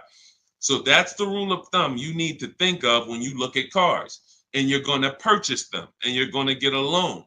You should be thinking at most a 5-year loan to start. You don't want to automatically assume a 6-year loan. You want to look at 5 years. 5 years, every $5,000 is about $100 per month. So you look and you say, okay, $100 per month, that's $10,000. That's a $200 a month payment. For $20,000, that's a $400 a month payment. In the case of him, he had a $45,000 Kia Telluride. That's a $900 a month payment for 5 years. Now, $900 a month for 5 years. Think about this. He went and he leased the same vehicle, in fact, a newer one, after his wife totaled it. And his best deal is $479. He brings a new version of the same vehicle that's been in his household, taking $800 plus per month out of his household. $800 plus per month. Think about that. He looks outside of his door and he sees the same vehicle he's had, but it's now $479 a month instead of $800 plus a month. Do you think he's ever going to be confused about leasing versus buying again? That's the thing. When you drive down the road and you meet someone who listens to us, they're in the same vehicle as you. They're driving better vehicles than you. They're paying less than you because they've learned 2 things. How to determine when they should lease and when they should buy, the 8-year rule, and they've learned how to get bids. How to sit at home and get bids instead of going in and trying to negotiate. It's a major difference. So go ahead, Dolan. All you do is pick the correct mileage, Showtime. That's it. Somebody said, he said, what do you do if you go way over mileage on your lease? You pick the correct mileage. See, you pay for usage. So if you bought your vehicle and you put a lot of miles on it, let's just say your vehicle today is worth $20,000. You could sell it today for $20,000. You go and you put 20,000 miles on it, that's going to make your vehicle worth a lot less because you're depreciating it much higher than the average person, much higher. So now, if you lease a vehicle and you tell the bank, I'm only going to drive 12,000 miles per year, and you make a deal with them to drive 12,000 miles per year, but you go and you drive 15,000 miles per year, then you're going to pay when you bring the vehicle back, because the deal we made, you said you were going to drive 15,000. So the name of the game with a lease is picking your mileage accurately. I don't know what gets you to pick your mileage wrong. I don't know if it's from a lack of understanding. I don't know if it's from I didn't know that I could change my miles. I don't know if it's trying to save a couple dollars because you're getting a bad lease deal and you don't see the benefit in paying more for the additional miles. But these are all bad decisions. You should be like Jen. Jen needed 18,000 miles per year on her lease. Now, Jen shops for her Honda CRV, $40,000 vehicle. She gets a deal, $512 per month. $512 per month, no money down on her Honda CRV lease. Now, she can then take that 12,000 mile a year lease, knowing she needs more, or she can do what she did. She adjusted her lease, and you can see it if you're on Instagram, YouTube, or Facebook. TikTok, you guys can't see this because I can't share the images. But she had them adjust her lease from 12,000 miles to 18,000 miles. Her payment went from $512 to $563, $50 more per month, and she can drive 18,000 miles per year for $50 a month. She can drive all she needs to drive. She doesn't have to worry about penalties or anything like that because she has structured her lease correctly. That is the name of the game. Do not take lease mileage you don't need. Don't take less lease mileage than you need. You're just asking for a bad experience. It's a recipe for disaster. Okay, I have a 2015 Lexus. Should I sell it for $20,000? I have two cars already. It doesn't. If you can get $20,000 for a 2015 Lexus, then that's the value. God bless you. Make sure when you are selling your cars, I like when you mention sell, you throw it. We always bid out. You don't know what the item you're selling is worth until you get bids. You don't know. Whenever example, they'll tell us to trade our phones in. Now they'll say if you trade your phone in, you can get $200 or whatever. We don't know how much we could truly get for that if we put it on the market, if we put it on eBay. Because if they're giving us $200 on trade, we could probably get $300 on eBay. We could certainly get more. You got what I'm saying? You don't get the maximum amount that your item is worth trading. So we always sell it, and it's easy because there are now big cash buyers that all they do is buy vehicles all day long. KBB Instant Cash Offer. Write these 6 sites down. Everybody who wants to do an equity, first of all, you should always be doing an equity assessment, which is finding out what is your vehicle worth on the open market if you decided you wanted to sell it. That's an equity assessment. It's similar to an appraisal. What's up, Cheryl Johnson? Good to see you, Margaret. Thanks for sharing. I see you, Margaret Cordova. Thank you for sharing. So the equivalent to, we created something called the equity assessment. It's equivalent to you getting a home appraisal. The great thing about it is it's free. It takes 20 minutes and there's no obligation. There's no obligation. So you can find out, oh, this is what my car is worth if I wanted to sell it. I don't have to sell it. So we go to AutoNation, sell my car. This is all online. CarMax, Car Gurus, Carvana, Driveway, and Kelly's Blue Book Instant Cash Offer. Now that's going to get us 6 offers. Those are some of the biggest buyers in the country. and you can see what your vehicle is worth. You assess your equity. This is step 2 in our process. So before you actually go shop for your new car, you should always be finding out what your old car is worth, because you need to know, am I going to have equity in that I could put in my bank account? Am I going to have negative equity that's going to hurt my next deal? I need to know this. That's why we do an equity assessment. What's up, Chris Hayes? But yeah, that's what you should do, Lisa. Love too. If they're going to buy your car for 20, that's great, but just make sure that you got other offers to make sure that 20 is the best. And don't use Kelly Blue Book to actually find out what your car is worth, because going on a website, typing in stuff for 30 seconds and then it's saying your car is worth 20, that's not real. In the day and age where we get cash offers, that's not real. That doesn't mean anything. You could actually just go right to Kelly Blue Book instant cash offer and see what they'll offer you cash. That's how you're going to know what your vehicle is really worth. Okay. And all of this, everything we're talking about, everything I teach is in my new digital book. It's 5-star rated. You can Google it.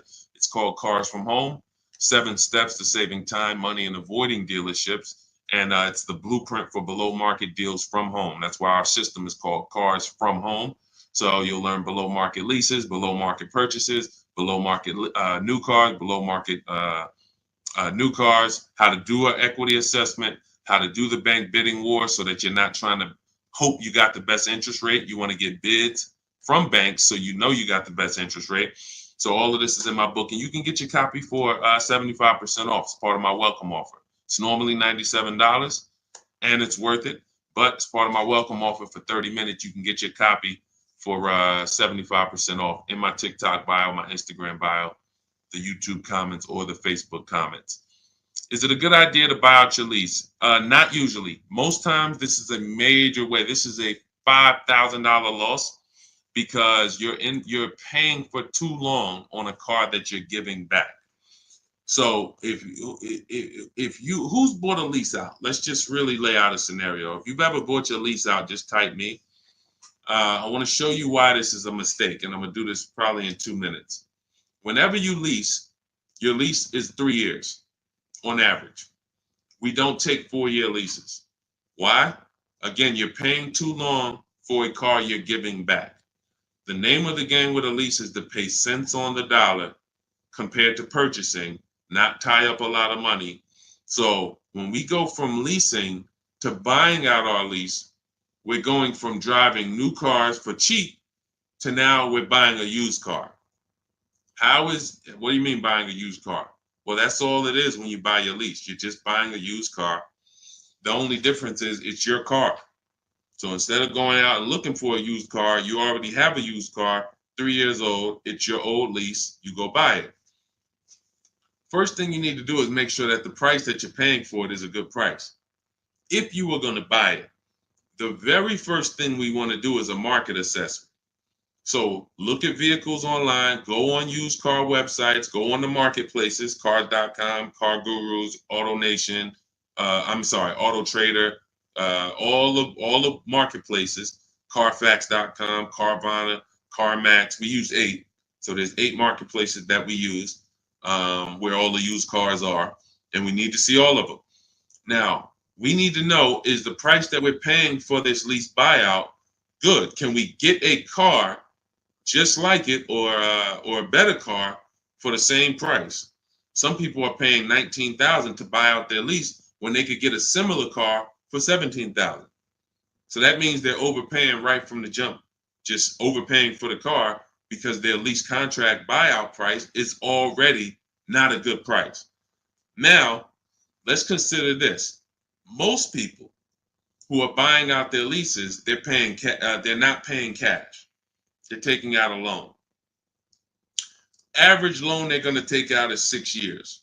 Right now, I think if you looked and you said, if somebody jumped off in Google right now, what's the average car loan length? Average car loan in years. Somebody jump off and let us know. I guarantee it's going to be at least 71 months. I guarantee if somebody got the time to do that, come back and let us know. I guarantee. So now, if the average car loan is 71 months, let's call it 6 years, You've already leased the car for 3. Then you buy it for another 6. What's 6 plus 9? What's 6 plus 3, people? You've already leased the car for 3 years worth of payments. Now you bought the used car. You bought it as a used car, took out a 6-year loan to pay off the difference. How many years of payments is this? 9. Thank you. 9. Who's signing up for a 9-year car loan? Anybody? Good fellas, you asked the question. You signing up for a 9-year car loan? Showtime said, not me. Who's signing up for a 9-year car loan? See what I'm saying? This is the big, see, when we're leasing, you're not putting the money in the car. When you're buying, you're paying the car off and then you're keeping it a long time. It's 2 different goals. Two very different goals. If you're gonna buy a car, you need to love it. You need to be able to say, I love this car so much, I'm gonna keep it at least 8 years. If you don't say that, you should not be buying that car, because the depreciation is going to just destroy your finances. It's not what you pay for. You could pay cash. Doesn't stop the car from depreciating. The only way to outlive the depreciation, a car is worth 40 today, and in 5 years, the car is worth 17. Literally today, the car is worth 40. 5 years from now, the car is worth 17. That is a major depreciation of money. So when we are tying up our money in an asset like that, we have to be in it for the long run. Now, if we're not going to tie up our money for the long run, then we should be leasing so that we don't put our money in the car from the start. Type $ if you understand that. Type $. If we were taught this in school, and obviously working for Mercedes for 5 years, working for General Motors for 5 years, I wouldn't know this working for General Motors, because once I went to work for Ray Katina, he made us understand we had to run our own deals. We had to work the computer. We couldn't go to the managers and get the numbers, because we were all finance managers in addition to being the salesman. So I wouldn't have understood this without working where I work. That's why most car salesmen don't understand this. They weren't taught this. The first thing you should be learning if you went to class, if they taught a 1 semester class on understanding how to get great car deals, literally step 1, period 1 is depreciation. That's period 1. Because now it's like depreciation is the enemy. Depreciation is what's going to destroy you. You throw your cash in that vehicle, you tie up $20,000, $30,000 in that, your cash value is depreciating. That should be the first thing. How are we going to avoid that? That would be the first question that you got to come up with. Okay, wow, if that's the case, how do I avoid that? Okay, you're either going to get a below market lease, or you're going to keep it a very long time to where the depreciation cools off and it's no longer depreciating that much. And then you'll be like, oh, okay, cool. But because we didn't learn how to buy cars, we were basically trained. We were trained to buy cars by car dealers. And the things that we were taught make them money, not us. And I'm one of them. I've been a car salesman for 14 years before I came to the internet. So I watch most car salesmen buy cars. There's a couple car salesmen I'm friends with, and they always buy new cars. I watch them. They'll go and they work at the dealership, and they'll say, yo, I just upgraded. Every 2, 3, 4 years, they got a new car, but they don't lease. It's total financial, almost, it's worse than ignorance, because they see the numbers. It's just they're so programmed. Oh, somebody taught me own my car. You ain't buying, you don't own nothing. You're not paying cash. The bank, you want to find out who owns the car? Don't make a payment for 3 months. Don't make a payment for 3 months. You'll find out who owns the car. So you get what I'm saying? So that's the name of the game is, yeah, I don't mind partnering with a bank to pay off my car, but once I pay off the car, I'm keeping it. There's nothing wrong with you switching cars. If you want to switch cars, God bless you. I want to switch cars. I bought this daggone Infinity truck thinking, oh, I was going to change. No, Deshone, I'm going to keep cars now. I'm going to keep these cars 8+ years. No, the only cars I want to keep is when I get my Range Rover, my Escalade, my S-Class Mercedes. These are cars that I've wanted pretty much for my adult life. Last 20 years, I've been like, okay, these are my gold cars. When I get here, I'm buying these cars and I'm going to keep them. That's my dream. I'm not keeping cars that's not on my dream car list. I'm not keeping them.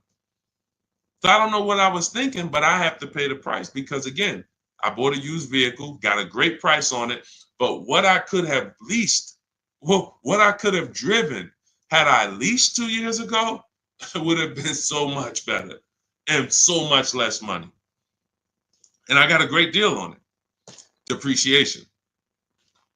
Can't beat it. You cannot try to beat it. Go ahead, Dolan. Should you let the dealer run your credit multiple times just to get you a better rate? Absolutely not. That's the worst thing you could do. The dealership's not getting you a better rate. Listen, pay attention, everyone, because this is a big deal. The dealership's job is to get you a rate that you'll agree on that makes them the most money. What does that mean? All right. Finance manager is asking the salesman, what is the highest rate you'll take? That's a big difference than trying to beat a rate you have. We never have a dealer ever run our credit without trying to beat a rate we already have. When you actually let a dealer run your credit, they are looking and saying, okay, if I tell them it's 8%, will they take it? If I tell them it's 8.5%, well, they're trying to see the highest. What's the highest we can get? That's not someone who's shopping for you, like someone who's, okay, let me see the lowest rate my client can get. That's different. Now, how do we make dealerships switch from trying to see the highest rate you'll take to actually trying to see the lowest rate they can get? Bids. We use a process called the bank bidding war. What's up, Beats? Good to see you, Biddy Brown. We use a process called the bank bidding war.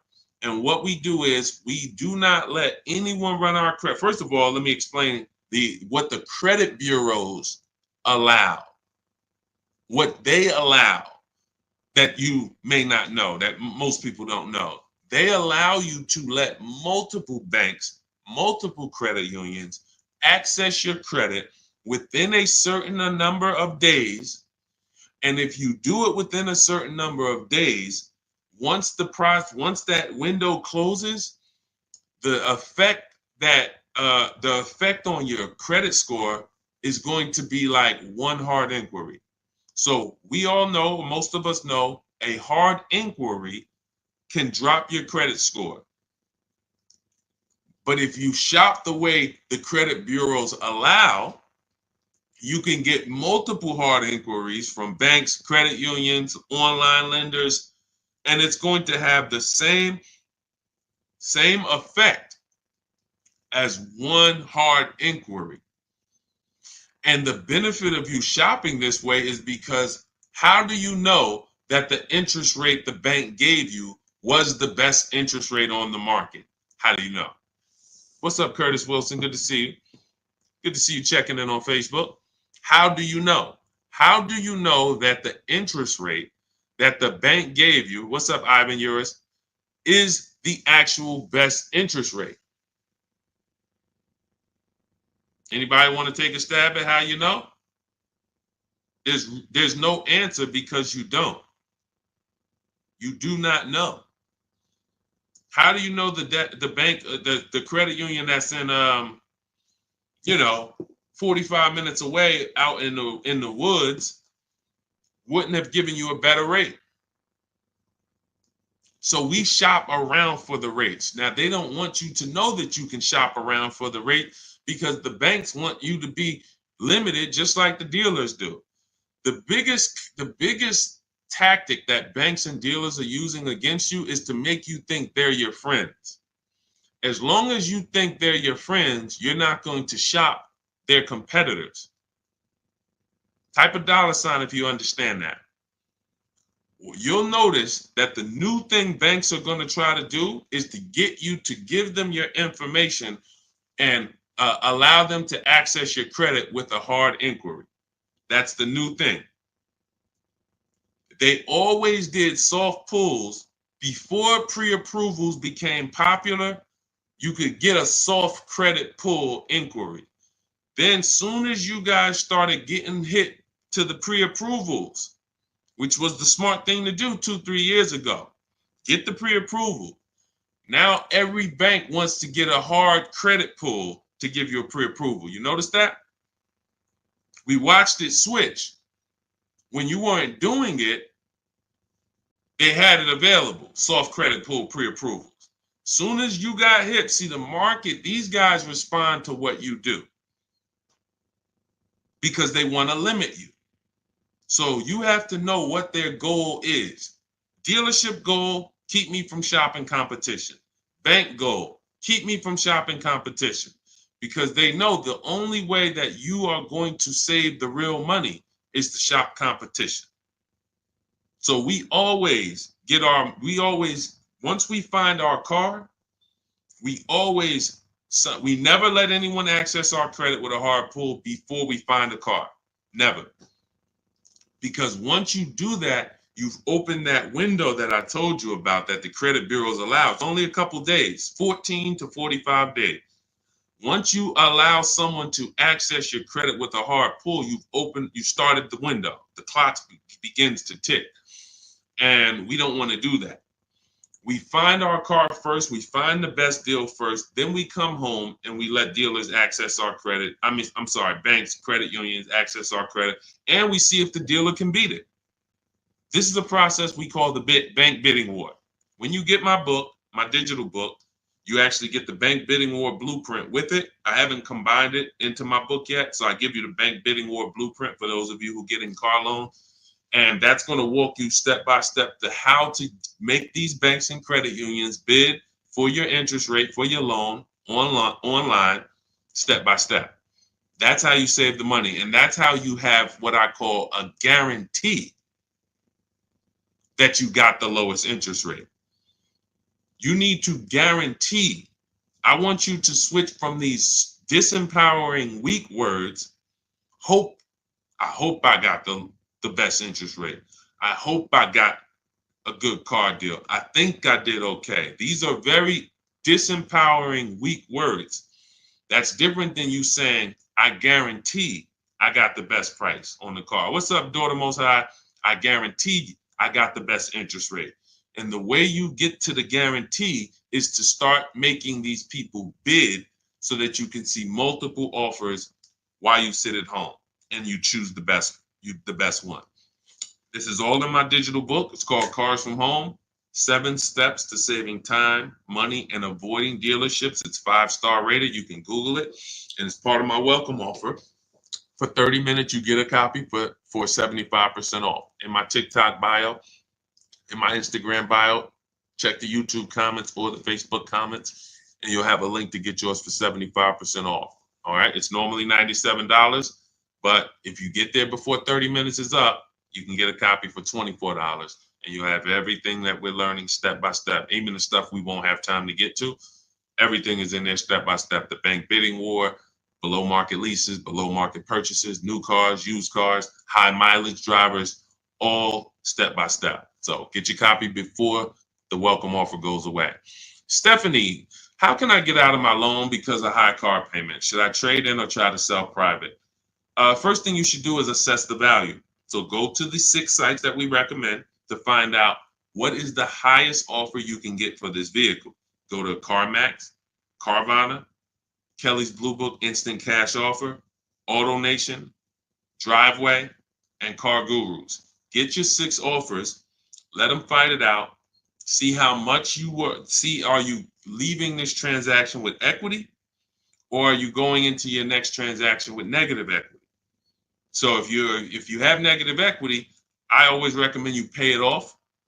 Don't transfer, because then you can actually do a clean deal and you can get bids for the next clean deal. We don't like to trade. I talked about earlier in the stream how you're never going to get the most you can get for your item, trading it.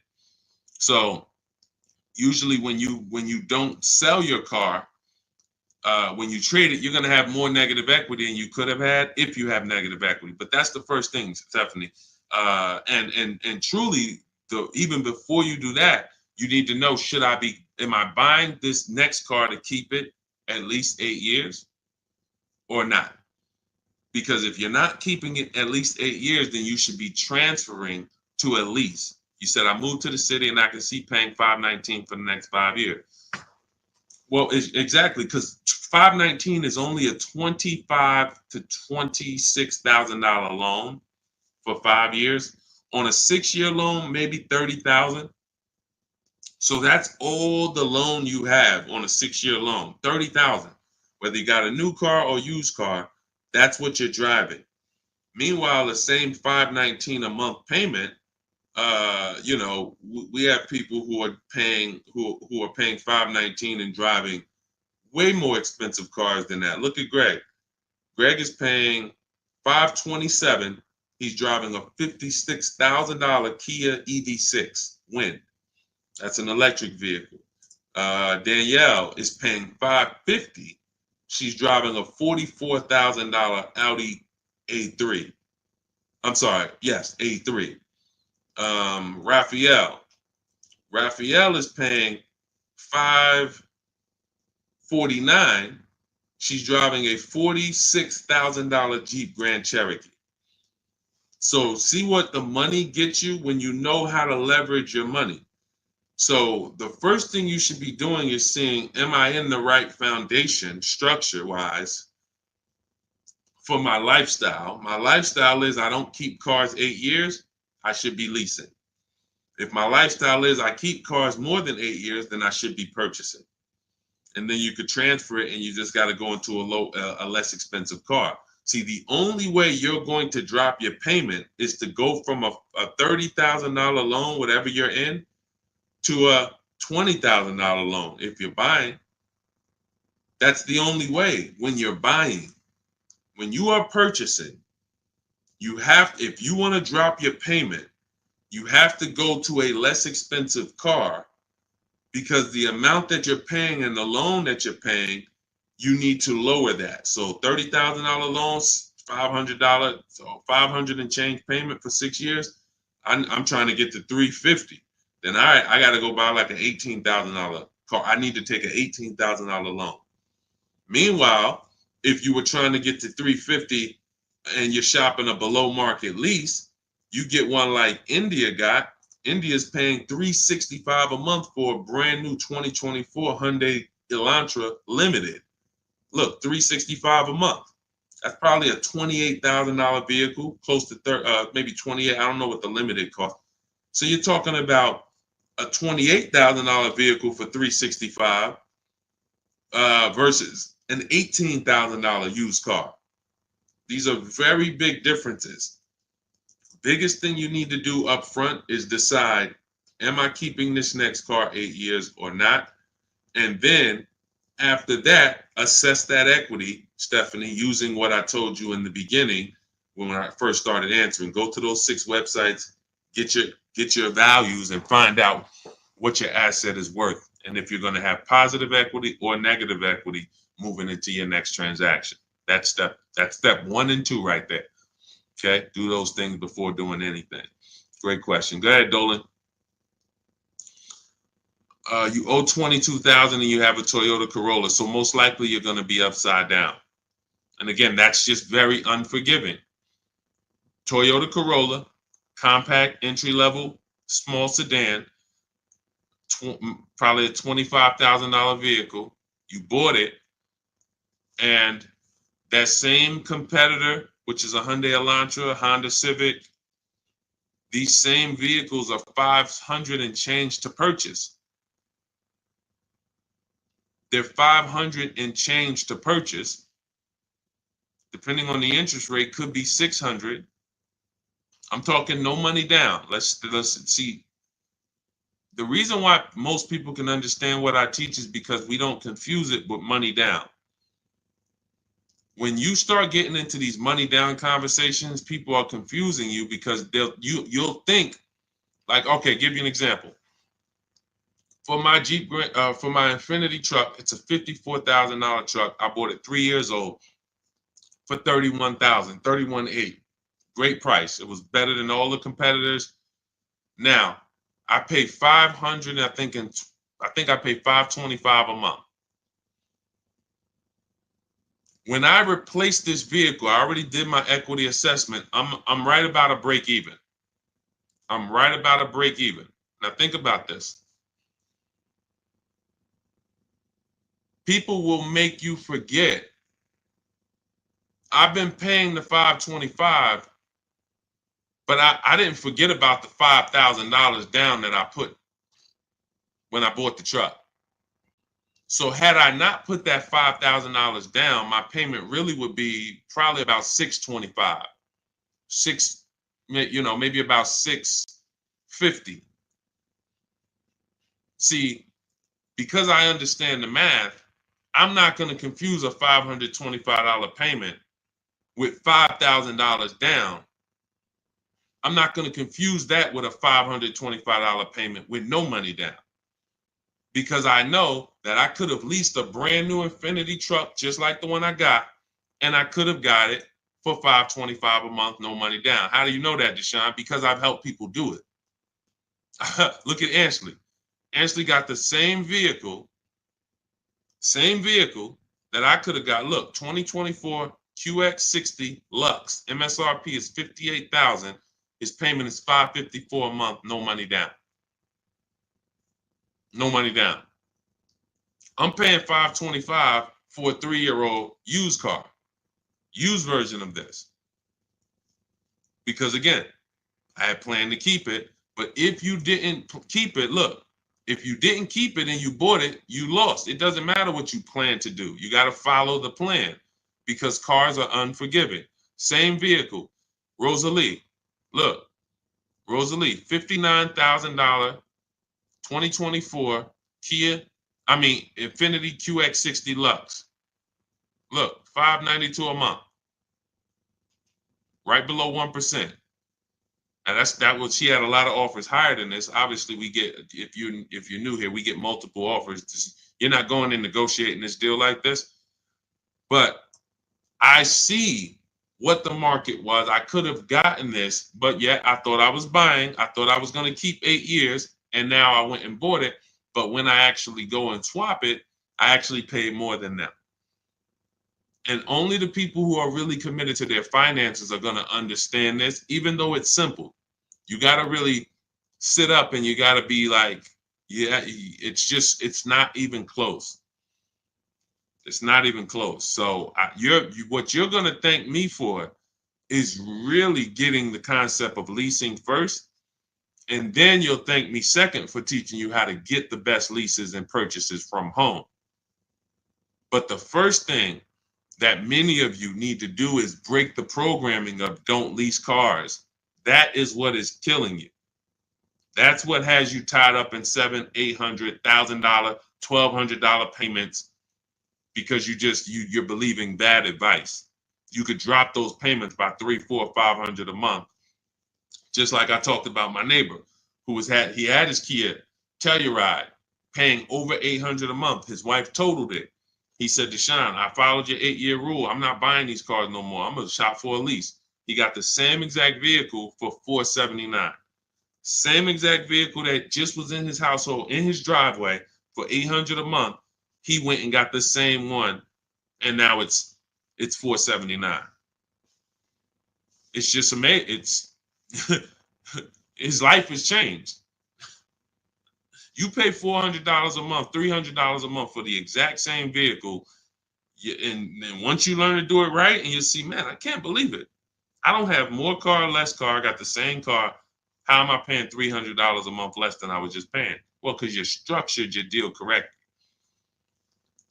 Bought the book. How do I get the digital book? It's a digital book. So as soon as you buy it, you actually get it. Even as soon as you get your book, I want you to screenshot the thank you page because sometimes you type your email in wrong. It does happen because you're typing fast, trying to hurry up and get the offer before the 30-minute hits zero, and you type a letter wrong. we can't send an email with a book to a wrong email. So what we do is we make sure you have our support team's email.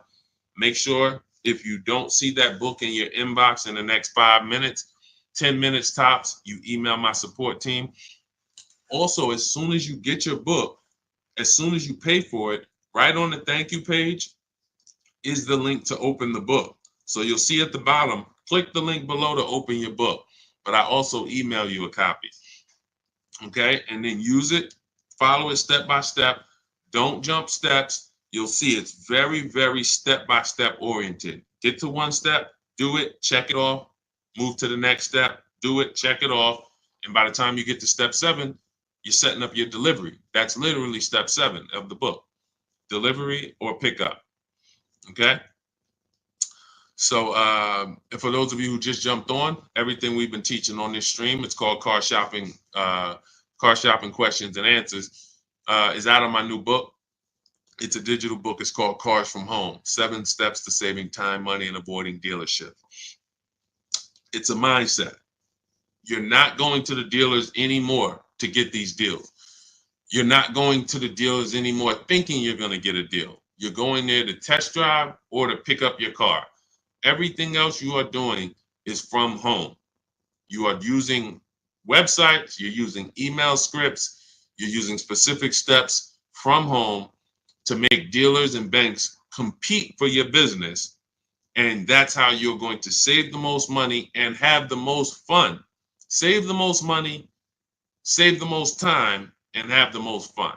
So you can get a copy of my new digital book for 75% off. That's my welcome offer to you. It's normally $97 book. You can Google it. It's 5 stars. Just type Cars from Home book into the Google and you'll see it's 5-star rated. But you can get your copy for 75% off, which is $24. But it's only for 30 minutes. Get to my TikTok bio, my Instagram bio, click those websites in the YouTube comments, the Facebook comments before the 30 minutes is up. Go ahead, Dolan. Next question. All right. Can you still get a deal if you want specifics in a car and they have to order it? That's absolutely. Of course you can. And before you order your car, that's the time to shop around. If I was ordering a car, the good thing about it is any dealer can place the order. When you are shopping for a black Honda Accord, every dealer's not going to have that, especially the way you want it with the package you want. That's another reason why we connect with 25 dealers, because once you connect with 25 dealers, you give yourself the best shot at finding a dealer that has the car you want. So once you do that, you're good if you shop around, but every dealer is not going to have the car. When you're ordering, any dealer can place the order. So you can actually have more competition placing an order than you can for a standard car purchase. But the time to make the dealers compete and to talk to multiple dealers is before you place the order. Once you place the order, you have almost no leverage, because the longer you've waited, your car's on the way, it's a month away, it's 2 months away. They know that you're now waiting for the car, you're looking forward to it, and the longer you've waited, the less chance that you're going to cancel. So oftentimes they're going to end up charging you more, or not negotiating at all, or potentially not even giving you or hiding rebates that they may have, because again, they think the longer you waited, the more desperate you are. So the time to negotiate an order is prior to signing the paperwork. And that's also in my digital book. I teach you how to do that if you do plan on ordering a car, or if you're shopping for a car that needs to be ordered. Right? Shout out to y'all running up the likes on TikTok. Thank you for double tapping the screen. We continue to run up the likes. That continues to let TikTok know that we're talking money over here, and they continue to bring more people over. So shout out to the people who run the likes up. We appreciate you. And shout out to the sharers. Thank you to the sharers. We appreciate you. Go ahead, Dolan. I always like to show my appreciation to people who help spread the message. All right. Thank you, Queen P. I see you. Thanks, boss lady. Shout out to you. I see the likes. How can I ensure a low monthly payment when buying a new car? My credit is excellent. How can you ensure a low monthly payment? Well, low is relative. Low for some people is 500. Low for another person is 300. What you need to do is know know how are payments made up? Well, they're not. It's based on how much loan you are going to borrow, and it's based on how long you're going to take the loan at what interest rate. Now, we have a formula here that we use with purchases so that you know it's not about how much your payment is, it's about how much loan did I borrow. That's not going to change. A $500 a month payment, if you say, Deshone, I don't want my payment to be no more than $500 a month on my purchase. It's simple to see how much car that gets you. On a 5-year loan, that's going to get you about a $25,000 loan. $25,000. Yo, Deshone, I want a $40,000 car. Okay, so you can't borrow more than $25,000 if you want a $500 payment. Has nothing to do with how much car you want. It has everything to do with, this is the loan. That's how much $500 a month gets you. Now you could go a 6-year loan and $500 a month might get you about a $30,000 loan. But that's it. So when you go in and you're purchasing, see, this is why leasing is so different. Because when I look at $500 a month, I know that I can find certain leases where I could lease and pay $500 a month and drive a $40,000 car, or $45,000 car, or potentially a $50,000 car. This is how different it is. Wait, how could you drive a $50,000 car for $500 a month? Like Greg is, $527 a month. He's driving a $56,000 Kia EV6 Win. You can't change that on a purchase. Look, Zafrina, $579 a month. She's driving a $66,000 Jeep Grand Cherokee 4xe. You can't manipulate. See, with purchases, payments can't be manipulated unless they just stretch your loan out. That's how they manipulate the payments. Give you a 7-year loan. You think you got a better deal. No, all you did was take a long loan, stretch the loan out. That's like going and looking at a $1 million mansion, and then they tell you, well, it's $5,000 a month. But if you take a 50-year mortgage, we can get you down to $3,500 a month. Smart people aren't going to do that. Just because you stretch the mortgage out, gave me a longer time to pay it off, doesn't mean it was a good deal. So when it comes to the cars, you have to know that I could get a lot more money for my car, a lot more car for my money leasing. If I'm not going to lease, then I need to know how much loan I borrow. How much is my loan going to be to get to this payment? And everything above that, you gotta realize that's, if I'm going to take a $500 payment, that's a $25,000 loan. Then everything. See, this is why the loan has nothing to do with the car deal. That's what. See, everything that we're talking about has nothing to do with if you got a great car deal, because it's, see, when they get you thinking about monthly payments, you're not thinking about the price you paid for the car, which is the indicator of if you got a great car deal. It has nothing to do. If I'm buying, let's just say, let me find somebody here that bought a car. All right, look at Sean. Sean's got a $73,000 F-150 Lightning. He gets $20,000, $21,000 off of it. Now, let's just say Sean, now in this particular case right here, the amount he would be borrowing is $47,000. $57,000, I'm sorry. Now let's say Sean, when they show him that, they say, Sean, your payment's $57,000. Your loan's $57,000. Your payment's gonna be like $1,100 a month. Now he got an $1,100 a month payment. That doesn't mean he didn't get a great deal. He got a great deal. He saved $20,000 off the truck. The deal has zero to do with his payment. His payment has, he has to make sure he found the dealer that was going to sell him the truck lower than anyone. He did. The dealer he found the truck from saved him $21,000 off the price. Zero to do with your monthly payment. Now it's up to him to decide, do I want to put money down? Do I want to finance the whole thing? How am I going to structure my finances to afford the deal that I just got? But just because somebody can't afford the payment doesn't mean they didn't get a great deal. Sean might say, man, I can't afford an $1,100 payment. That doesn't mean he didn't get a great deal. So the same way that somebody could make you think you got a great deal by focusing on the monthly payment, you got to unlearn that and realize monthly payment has nothing to do with if I got a great deal on the car. As long as a Bentley, we could all walk into a Bentley dealership tomorrow. We look at a $200,000 Bentley. Let's say a dealer, let's say we're the dealer, they're going out of business. It's a liquidation sale.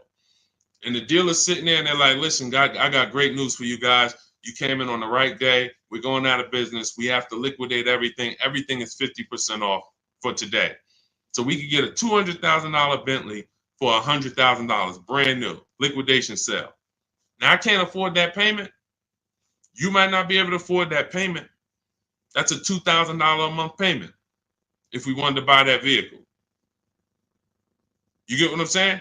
It's even with them taking off 100,000, even with them slashing the price 50%, it's a great deal, man, but I can't afford it.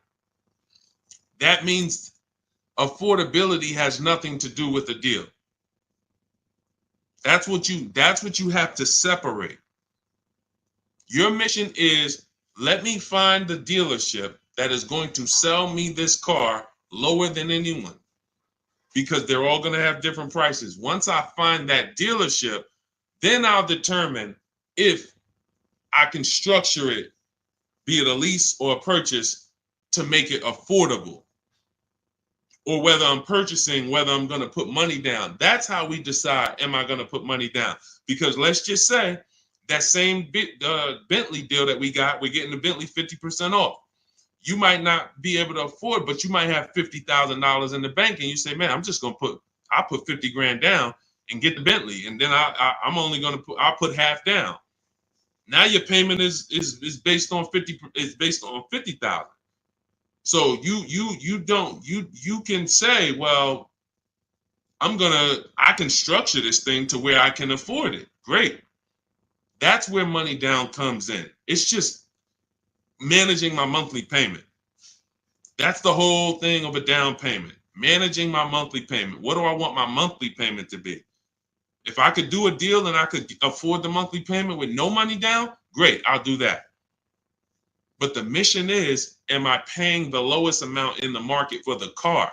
Forget what you're trying to say. See, and I'm telling you, once you go into, you'll see. Once you go to the dealership next time, you're going to be aware that that's the first question they're going to try to ask you. That's why we don't talk numbers there. What do you want your monthly payment to be? Who gets that question? As soon as you get a car that you like, hey, what kind of payment you looking for on that? Isn't that one of the first questions? Isn't that one of the first questions, right? Type dollar signs if you know I'm right. And I know, obviously, because we know this industry is very predictable. But I want you to see now, why are they asking me that? They're asking me that so I can focus on the monthly payment and not on the price of the car that they're selling me. I see you, Solid. I see you, Vonnie. I see you, Showtime. Shout out to the people locked in, engaged.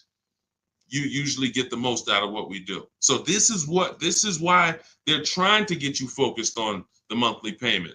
So now if you know this is their goal, your goal is to make sure we don't even discuss monthly payment. I just want to know, how much are you selling me the car for? And we do this from home. How much is it? You got to get 5 offers. That's all I need from you, Mr. Dealer. How much you going to sell me this car for? And then I'm going to find another dealer just like you with that same car. How much is he going to sell me the car for? And I'm going to get another deal, and I'm going to get 5 offers, and then I'm going to see which one of y'all was hiding, trying to make a bunch of money on me. And that's going to usually be 4 out of 5. So that's the name of the game. It's not about monthly payments. Monthly payments do not determine a deal. Price of the car is what determines the deal. Okay? I see you, Ernest. Thank you for sharing. Shout out to everybody who checked in. I see y'all ran up the likes on TikTok. This is beautiful. Thank you to everybody who hit the like button, who shared with somebody that they know, who tagged in their best friend. These are the things that we have to be teaching because we have to be protecting our money. No one's going to care about your money the way you do. The people who you are working with, car salesmen, banks, who you think have a fiduciary responsibility to you, they don't. Fiduciary means they're obligated to help you protect your money. They're not. They're not. So once you understand that the people who you've been trusting to help you make these financial decisions have a vested interest in you paying more, they make more when you pay more, then you'll understand why you need to be shopping your way, how you need to be learning how to shop in a different way that makes them compete instead of making them, you pulling up a chair next to them like you guys are friends. So that's what we do. Our Cars from Home system has been used by thousands of people since we created it in 2021. I show you a couple in the stream. You'll see them in the book reviews. If you go to Goodreads, you'll see the dozens and dozens of reviews that we have for people who've used this book.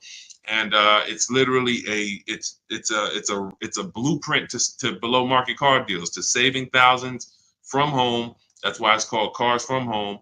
And it's 7 steps to saving time, money, and avoiding dealerships. And as my welcome offer to you, you can get a copy for 75% off. It's normally $97. But if you get to my TikTok bio, the Instagram bio, the YouTube comment link, or the Facebook comment link before 30 minutes is up, you can get a copy for $24. That's 75% off. It's only for 30 minutes. And then you'll have everything we discuss in these streams, step by step, everything that I teach in my videos, step by step. And you'll be able to make sure you always keep the most money in your bank account. And you'll have fun shopping. The name of the game is saving time, money, and enjoying your car shopping. And when you start making people bid, you feel like you're the prize, which you are. You're going to be shopping empowered, and you will enjoy car shopping. You won't dread it anymore because you're literally making people compete. You're no longer begging for dealers to take money off. So go get your copy, use it. Make sure you send me your success stories. Always a pleasure tapping in with you, and keep unlearning, keep relearning. God bless you.